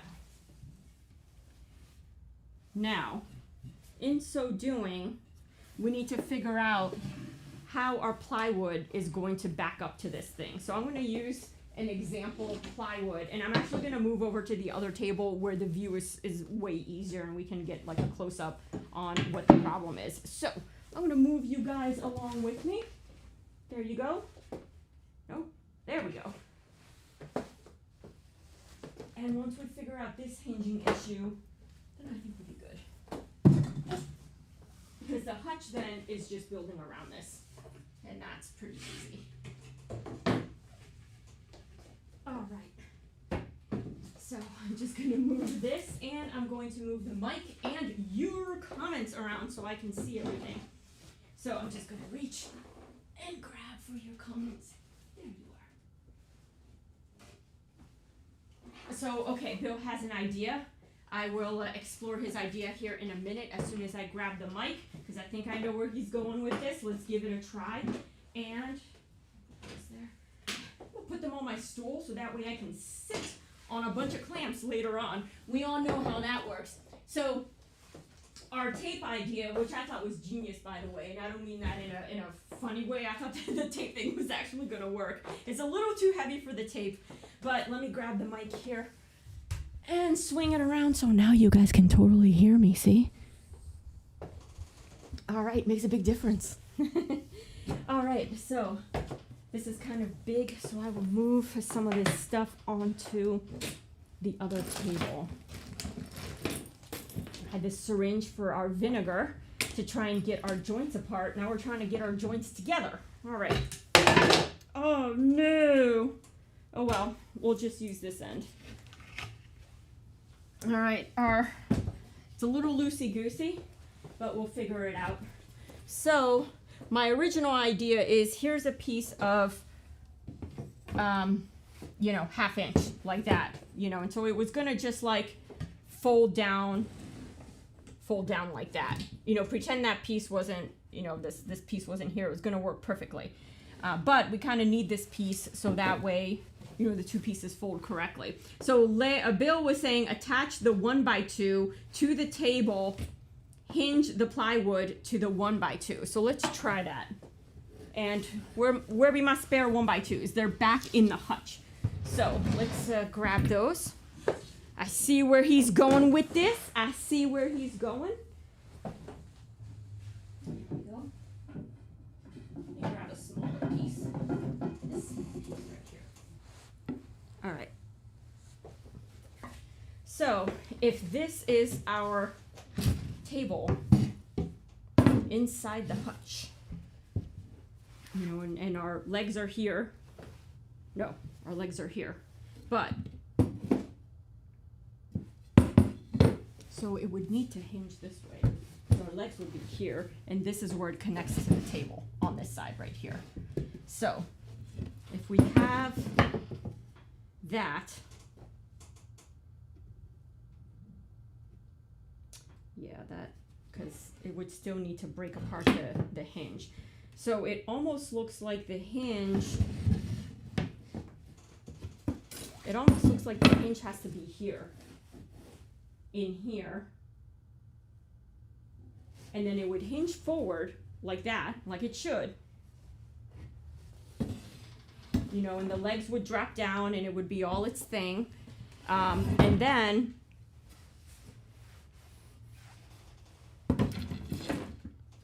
let's see, let me grab my fake piece right here. So it's all folded up nice and neat, and theoretically,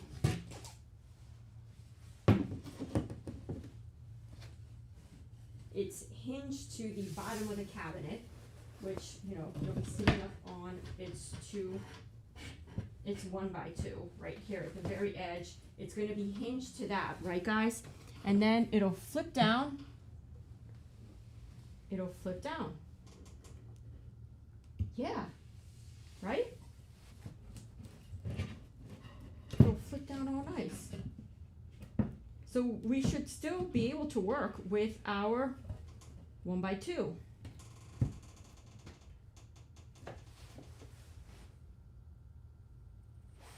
Let me see if I extend the 1x2. This poor thing is getting seen better days. So yes, if the hinge is right here on this side, right there, because everything is folded up. Now you have the other piece kind of folded here, but I don't think that the hinge is really going to impede it, you know. So then it'll hinge down like that. And that should work. Now the tabletop, you see, because of this, will sit a little bit higher. It's going to sit 1.5 inches higher than what we anticipated, but we can kind of drop the legs, or we can make the other legs shorter, the wood legs. Now the problem is, if we make the wood legs shorter, when it folds back up, this piece is going to be long, and then our legs are going to be short. So the front face of the cabinet is going to have kind of like an indent or something in it. So I almost rather keep the tabletop and the legs the same size, and then change the height either with adjustable feet or with our school desk legs. So guys, I think we figured this out, and I'm kind of somewhat afraid to put the hinges on, only because it's just gonna break with the way I have this all done up. So I think, I don't know, you guys want to start gluing some stuff? And Bill, dresser, not table, yeah. Yeah, the tabletop to the dresser. But yes, it might as well be a table because we're converting it from a dresser. Larry is saying you can staple a cloth strip for temporary hinge. Oh yeah, we definitely can do that. I'll have to find some cloth. I think I have some burlap. Or that works too, what we're doing. But I think we're good, because even if we kind of do this type of situation and give it a little bit more support, that'll work. So yeah, guys, I think our hinge system is like a win, right? And theoretically, I'm gonna put it back on the other side and measure. The only thing I didn't do is, actually we don't have to measure, because we know that the leg piece is 36 inches, right? 36 inches. So the only thing that we have to factor in, say this is, you know, the leg piece is 3/4 of an inch, because think about it, that other piece is going to be hinged this way. So the tabletop will actually be 36 inches and 3/4. Yes, that's what it is. All right, guys, so the only way that we can shrink everything down is if we also make our table shorter. And our table now is feet.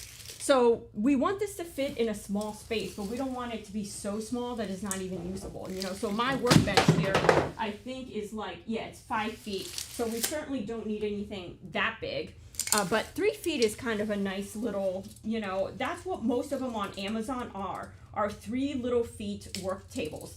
Also, it's not so heavy. So, you know, you can certainly sit, you have your laptop here, and then you hutch it, you know, hutch it up. So originally, for our last stream, I think I said 42. Either 42 or 4 feet. Heck, why even cut anything at all? You know, just use it as is. But think of trying to manage the legs and everything. I mean, this is even higher than what you guys can see. It's pretty unmanageable. So I'm thinking 3 feet is probably the way to go. And I think what I'm going to do now is, so we can get hinges and stuff, is get this more fully assembled, so that way we can start doing the hutch and all. Because I think we figured out our dilemma, you know, here. So we just have to measure now how tall our cubby is. So I'm just gonna move some stuff here out of the way and do one more measure. And I'll move you guys this way. So let me move you here. Oh, I just thought about it. I probably shouldn't put the hinges on because I want to paint all this, which means the hinges have to come right back off again. And the thing with hinges is once you take them off, then it always seems like you lose the bite on those little screws. So one thing I might do is just get this all assembled, and then, well, first of all, they'll be much easier to manage. So let me just put this guy on there. Here's our table leg, like I was saying, and get him on here, just like that. And the length of the table kind of doesn't matter for our purposes for right this second. So all I want to do is take a full measurement just to see what I think is happening. And it's not 37 3/4 because look at how much height we're adding by putting the hinge here and having this type of situation. So our tabletop, it's a great like little standing work table. Our tabletop now is actually 37.5. So I was like really, really close. 37.5.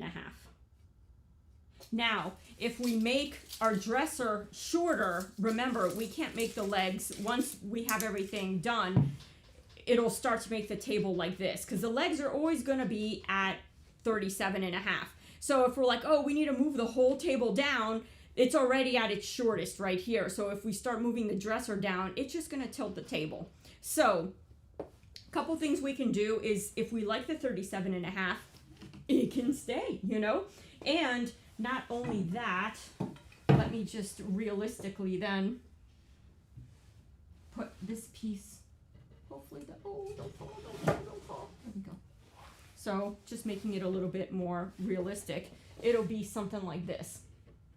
So what I'm gonna do is bring over my stool and see if I kind of like this height. This is a great kind of like standing table type height. We'll see if it's a, you know, just as good standing table type of, height. Sitting table type of height. Yes. Yes. It's flustering me. Got me all flustered. Let me grab my stool here and let's test it. Give it a test run before we marry ourselves to these dimensions. All right, so some of you guys have some good ideas for hinges. But now it's not so much hinging. We know where the hinges are going to go. The problem we're trying to figure out now is the height. Like, is this just too high?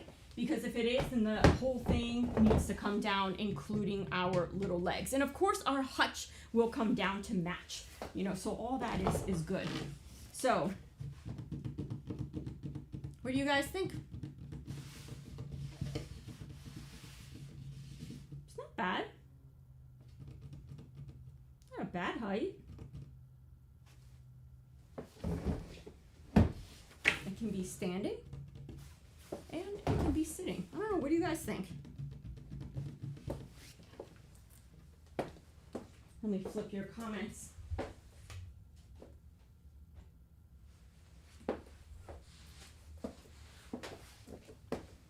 All right. Now, if we needed to go lower, the easiest way to do this is to remove the same height from the legs as from the table. So that way when it folds in, both pieces are the exact same length. Now, I've seen a couple on Amazon where the leg is shorter and the table is longer. And the way they do that is make a shadow box, you know, out of the table, and the leg kind of comes out of that shadow box. So that is equally, you know, an option. But with that, then we start adding more lines to our very flat face. You know, right now we basically have a flat panel that folds into our hutch, completely flat, which is our atomic style. So Larry is thinking it's a little high. You know, Bill is saying looks like a comfy height. Dave Beck is saying custom adjustable stool. Oh yeah, we didn't think about that. Way to come in with the easiest answer and the easiest fix for this entire problem that we're having here. Yeah, that would be probably the easiest way to go, rather than engineering this further. So yes, one idea is yes, the adjustable stool, because this is kind of like a good, everybody's into the like, you know, standing and sitting type of thing. So that's an idea, the adjustable stool. I only have the one height stool.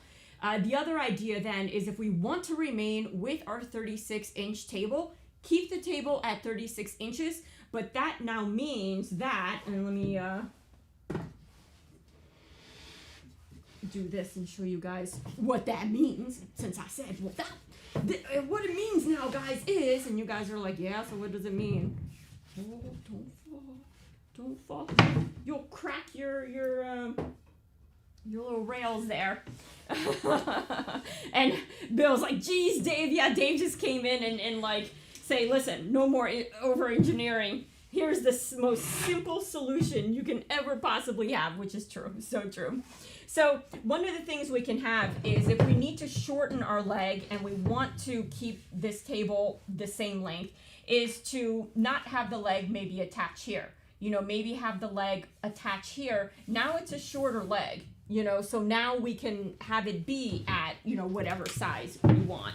And the other thing that made the table much, you know what, the other thing that we can do too is not put the style, you know, not put the rail on this side and have it just fold like this. And in that case, that would rip a whole other inch off of it. Now, of course, when we fold it, we kind of had that triangle situation happen, but it's inside. No one sees it. Who the heck cares, right? We can put a stopper block such that it closes properly, right? So that's probably the easiest fix than trying to figure out what length leg we need that will fold into this thing and all that, barring the adjustable height stool. The adjustable height stool wins the award for easiest like fix to this problem ever. You know, I would say in second place is to run, we have our rail on this side, but then run a style that, you know, we'll figure out what this width is right here, but let's pretend that it's this. Run a style that stops right here, you know, not all the way. So that way this can like sit flush, and same thing on this side. Now we're gonna have a piece of plywood also right here, put a hinge right here, have it flip like that, and done. Be done with it, you know? Or actually, I think this will have to sit a little bit higher, and then have it hinge down. And how much did we win with that? Or I guess how much did we gain? How much lowness did we gain? So I'm just gonna put this like that. And let's see. Let me find the tape measure. So we were at 37.5. So how much are we here? Yeah, that almost kind of does nothing. And also, this is very difficult to measure because if you're sitting from here, it's very difficult to tell, but there's a gap. And why is there a gap? And no gap on this side? Because the garage tilts. So already we can see this leg here is sitting on a higher part of the garage.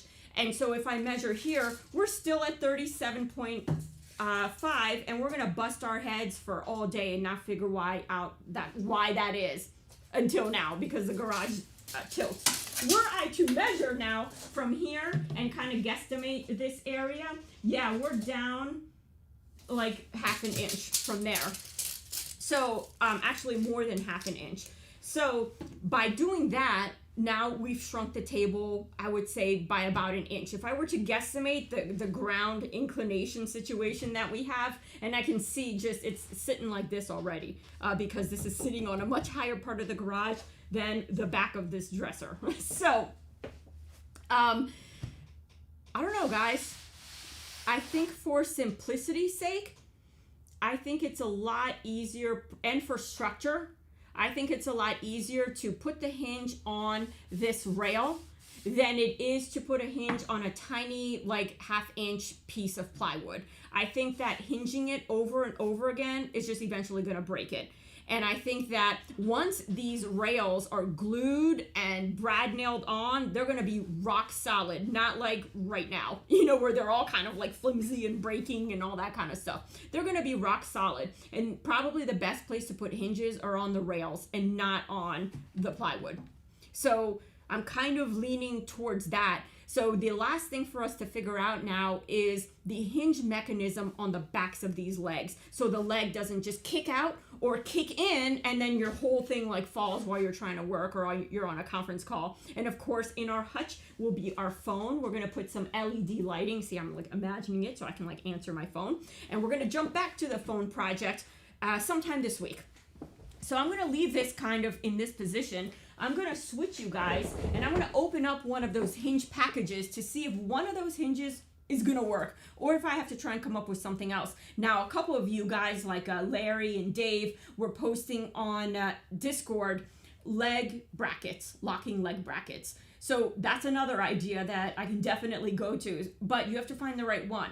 A lot of them, when it folds, it's actually for a chair leg and not a panel. So it's got to fit inside the bracket or else it folds like this. It doesn't fold like this, you know, so you end up with a ton of space that you got to eat up. So let me grab one of these hinges here and we'll take a look at what they look like. And let me grab the mic. We'll do a little close up and see what the heck this hinge is and how it works and how it attaches. What the heck is. All right, so here is our hinge, and let me kind of move you guys over here so I can see you. Bill's like, look at the brain on her. No, today I'm the scarecrow from Wizard of Oz. It's like straw, and the straw's coming out the ears today. You know how sometimes when you overthink the project, your brain is like, yeah, I'm done. Like, let's just take a break, we'll get a snack, you know?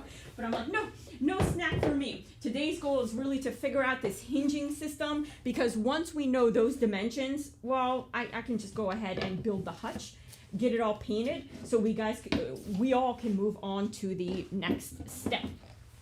So here is the hinge, and this is a right side hinge. So let's start with that and kind of see what this thing looks like. Now I'm going to try and open it nice and easy, nice and slow, in case I have to return it. So let's see if I can kind of, without too much damage, and I'm going to, you know, close this up so you see. Dum, da-dum, da-dum, da-dum, da-dum.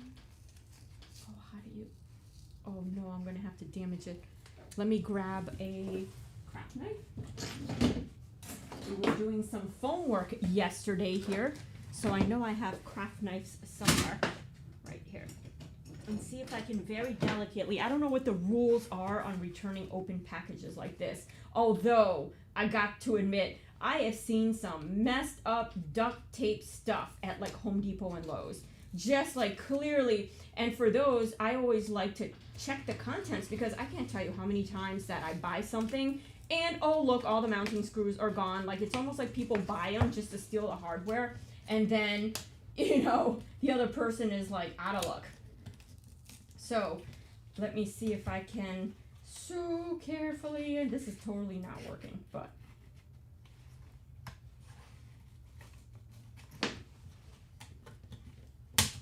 oh, probably should have started on the other side. Oh, well, this ain't working too well.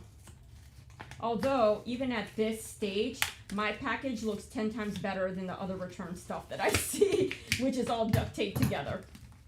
All right, see, I can kind of do this, right? Tape it all back, make it look pretty. No one ever knows, except for that little piece right there. But no one will ever know. And of course, I put all the hardware back. I don't like doing that to people. All right, so how does this even... Oh, okay, so it's this little nubbin right here that kind of goes like that. All right, so let's see if this will even work with... Oh, and then this kind of does this. All right, so this is for the right side of the cabinet. So looking at the cabinet, it's my right, but the cabinet's actual left. Great! Here we go. Here we go. Let's move on over, and I'm going to move your comments. And let's see, we'll try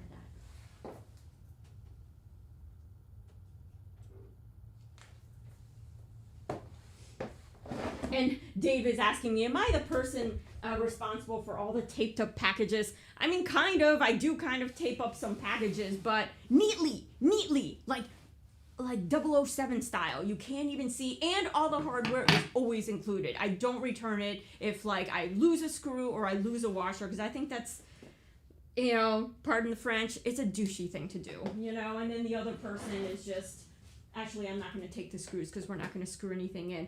And let me in fact switch you guys. It is a douchey thing to do, so I don't like doing it. I'm going to go in here. And so the right side is going to be this side, of course, which you guys can't see at all. So we're just going to turn this, and I'm going to put that here so I don't... It's right here. Don't let me forget. I'll be like, where's my tape measure? All right, so maybe I can go like this. Darn you, garage, and your slant. So it's going to be a little slanty, but if we can get it like almost there, then we know it works. All right. So it'll be something like this. All right. So I'm not quite sure which goes where. And one of the things we have to like remember is that we are going to have a piece that's going to be sitting like that. So maybe we can even put the hinge on that instead of the 2x. So, oh, I think this is going to work. Oh my gosh. I'm going to turn this a little bit more for you guys to see. This is the part that I thought, okay, the stream will go like this. Things will be going good. There'll be a couple warbles, like that.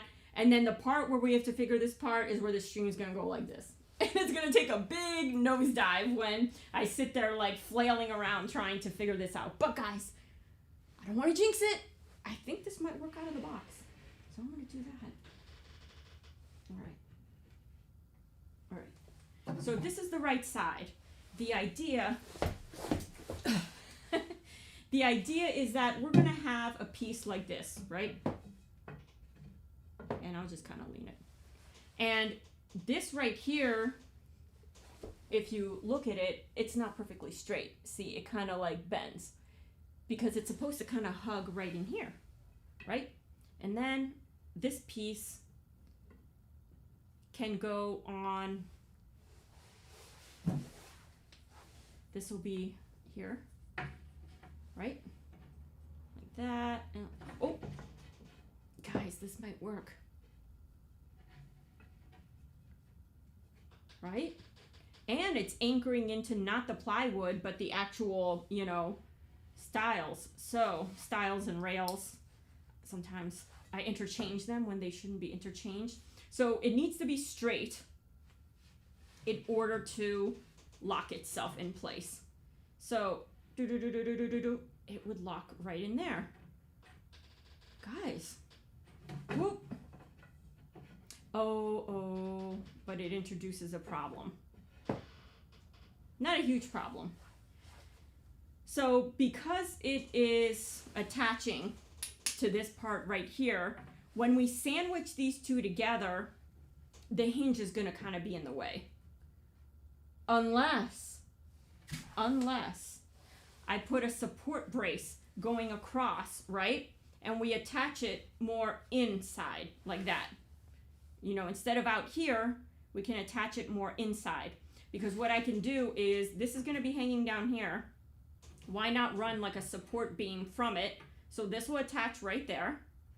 And I'll run a similar support beam here and attach that right there. So now, theoretically, they should close, you know? Yeah, I mean, that does seem to close pretty flush, like that. So we should be good. We should be good, especially if I mount them. Because if not, it'll be like this. And now we will have introduced this amount of, you know, it's probably another 1/2 inch. And this thing's already getting kind of tall. We're going to have to get the tallest winding stool that we can possibly get for this thing. So I think that, yes, we'll inset it in here and then it'll close perfectly. I'm loving that plan, guys. And it turns out these things worked. And, uh-oh, I broke it. Rachel broke it. There we go. And I think it's better than this way. I think it's supposed to work this way, or maybe it doesn't matter. But anyways, either way, I think that's the plan. I'm thinking that's the plan. So we got the legs, we got the tabletop, and in order for simplicity, keeping everything the same, the tabletop and the legs is the easiest way to go. In order for it to fold perfectly for our most beautiful front face, or else we're gonna start introducing kind of different weirdnesses. Not weirdnesses, but just more body lines going across the dresser, which is gonna start to break things up. So I think I prefer to keep everything just one size, even though that's going to cost us a little bit of height. Now again, I can dump down to a 32-inch table. That might not be so bad. And just lose 4 inches from my 3 feet. At 32 inches now, the table's gonna sit a little bit lower, you know, but at the very least, it needs to sit at 36 inches. So we're kind of there. We're almost there, I think, you know? So if I were to make the leg 34 and this 34, then yeah, we might get a little bit of this, because the lowest this is gonna go is 36. So I think we are stuck with a 36. And if we do the 1/2 inch plywood, if we did a 3/4 inch, we might be able to get away with it. We might lower it by 1/2 inch. So guys, we're talking about a 1/2 inch difference, and to over engineer things, I think I'm gonna leave things the way they are so I can use my 1/2 inch plywood. Saves me a bunch of money. Plus, they did not have in stock the 3/4 inch 4x2s. They had the 4x8s, which is almost $60 a sheet. Oh yeah. Oh yeah. So with these, it was a little bit cheaper. So I think we got this engineered. Now I'm going to take this and start to glue and get everything together, but not screw it in yet. This will allow me to now use a piece, now that it's put together, to start building the hutch assembly. Because one of the things that I want to make sure is with the hutch assembly that it folds in nicely. Now, if you recall, if you have 8-foot ceilings, say, and you build an 8-foot bookcase, well, when you tilt that thing up to put it up, the back of it's going to hit the ceiling. You do need a little bit more clearance. So I would want to create one that's a little bit more sturdy so I can flip it in and out and see. We may have to build the hutch slightly taller just for the swinging action, that it can actually make its way in. So that's the only thing. I think we'll be good, you know, but just making sure. So guys, we did a lot today. We actually figured out a ton of stuff. I'm going to shift you guys over here, and I'm going to just, I'm already breaking stuff. Guys, I'm super proud of us. Oh yeah, super proud. Da, da, da. And I'm gonna, toughest move ever. All right, let me move you guys over here. left and right. So, Pinball is saying, I remember when people bought power tools and replaced the tool with bricks about the same weight and no, really? Really? No, I will admit, anytime I buy anything anymore, I do open the box, and I feel bad because for the next person, say you decide against buying it, you don't want like an open box looking thing, you know? So if I'm at the store, but you have no choice, because the last thing you want to do is bring the thing home and it's missing pieces, and then like now you got to go all the way back to the store again.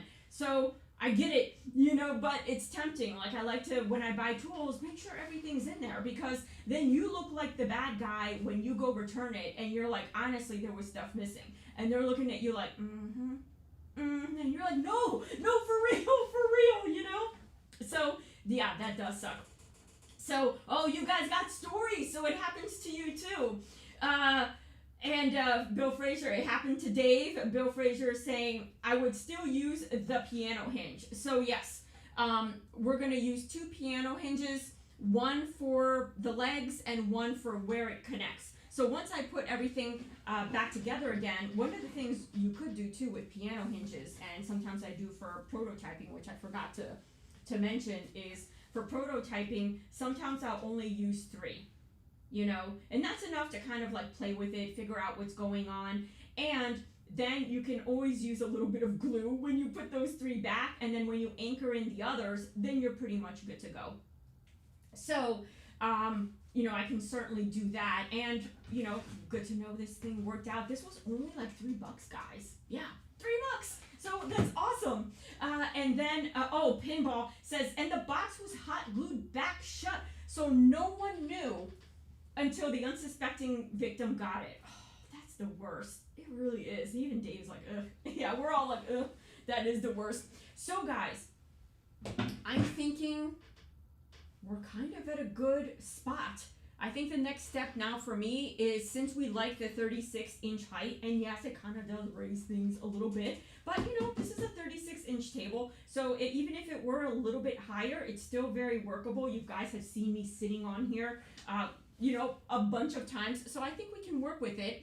And let's see, I'll get everything glued up and mock hinged, as Bill was saying, and then I'll be able to build the hutch around it. Now, we've seen me build this furniture before, so what I think I'm going to do is go ahead and build it and get it up and painted. That's a lot for Wednesday. I'm trying to not have a stream, and now that I'm saying it, it's going to totally happen. Let me bring the microphone a little bit closer here. So I'm trying to not have a stream where we paint, because it's a lot of like paint and then watch it dry, and then paint and then like watch it dry. So I'm trying to avoid that at all costs. So I might just, you know, try and move this forward as fast as possible so we can get back to the phone, and we can get back to lighting this thing and doing some kind of cool lighting effect. I still have to pick up 1/4-inch backing panel for the hutch once it's built, and I'm going to create a simple little channel using leftover 1x2s to hide our LED strip that's going to go along the inside. Then we'll get to kind of like putting the knobs on, decorating it, and the most important, putting the phone in there, you know, and making sure that it works. So, guys, we did a lot. We did a lot in about like 2 hours, yeah. All right, guys, so I will see you on Wednesday, where we are going to pick up with this project. The best way to find out about these streams is to join Discord. There's a link somewhere in the description, depending on where you're watching, like this. Now I look like I'm doing disco. So look for that Discord link. It is totally free, but that's where we talk about what to do, ideas between streams.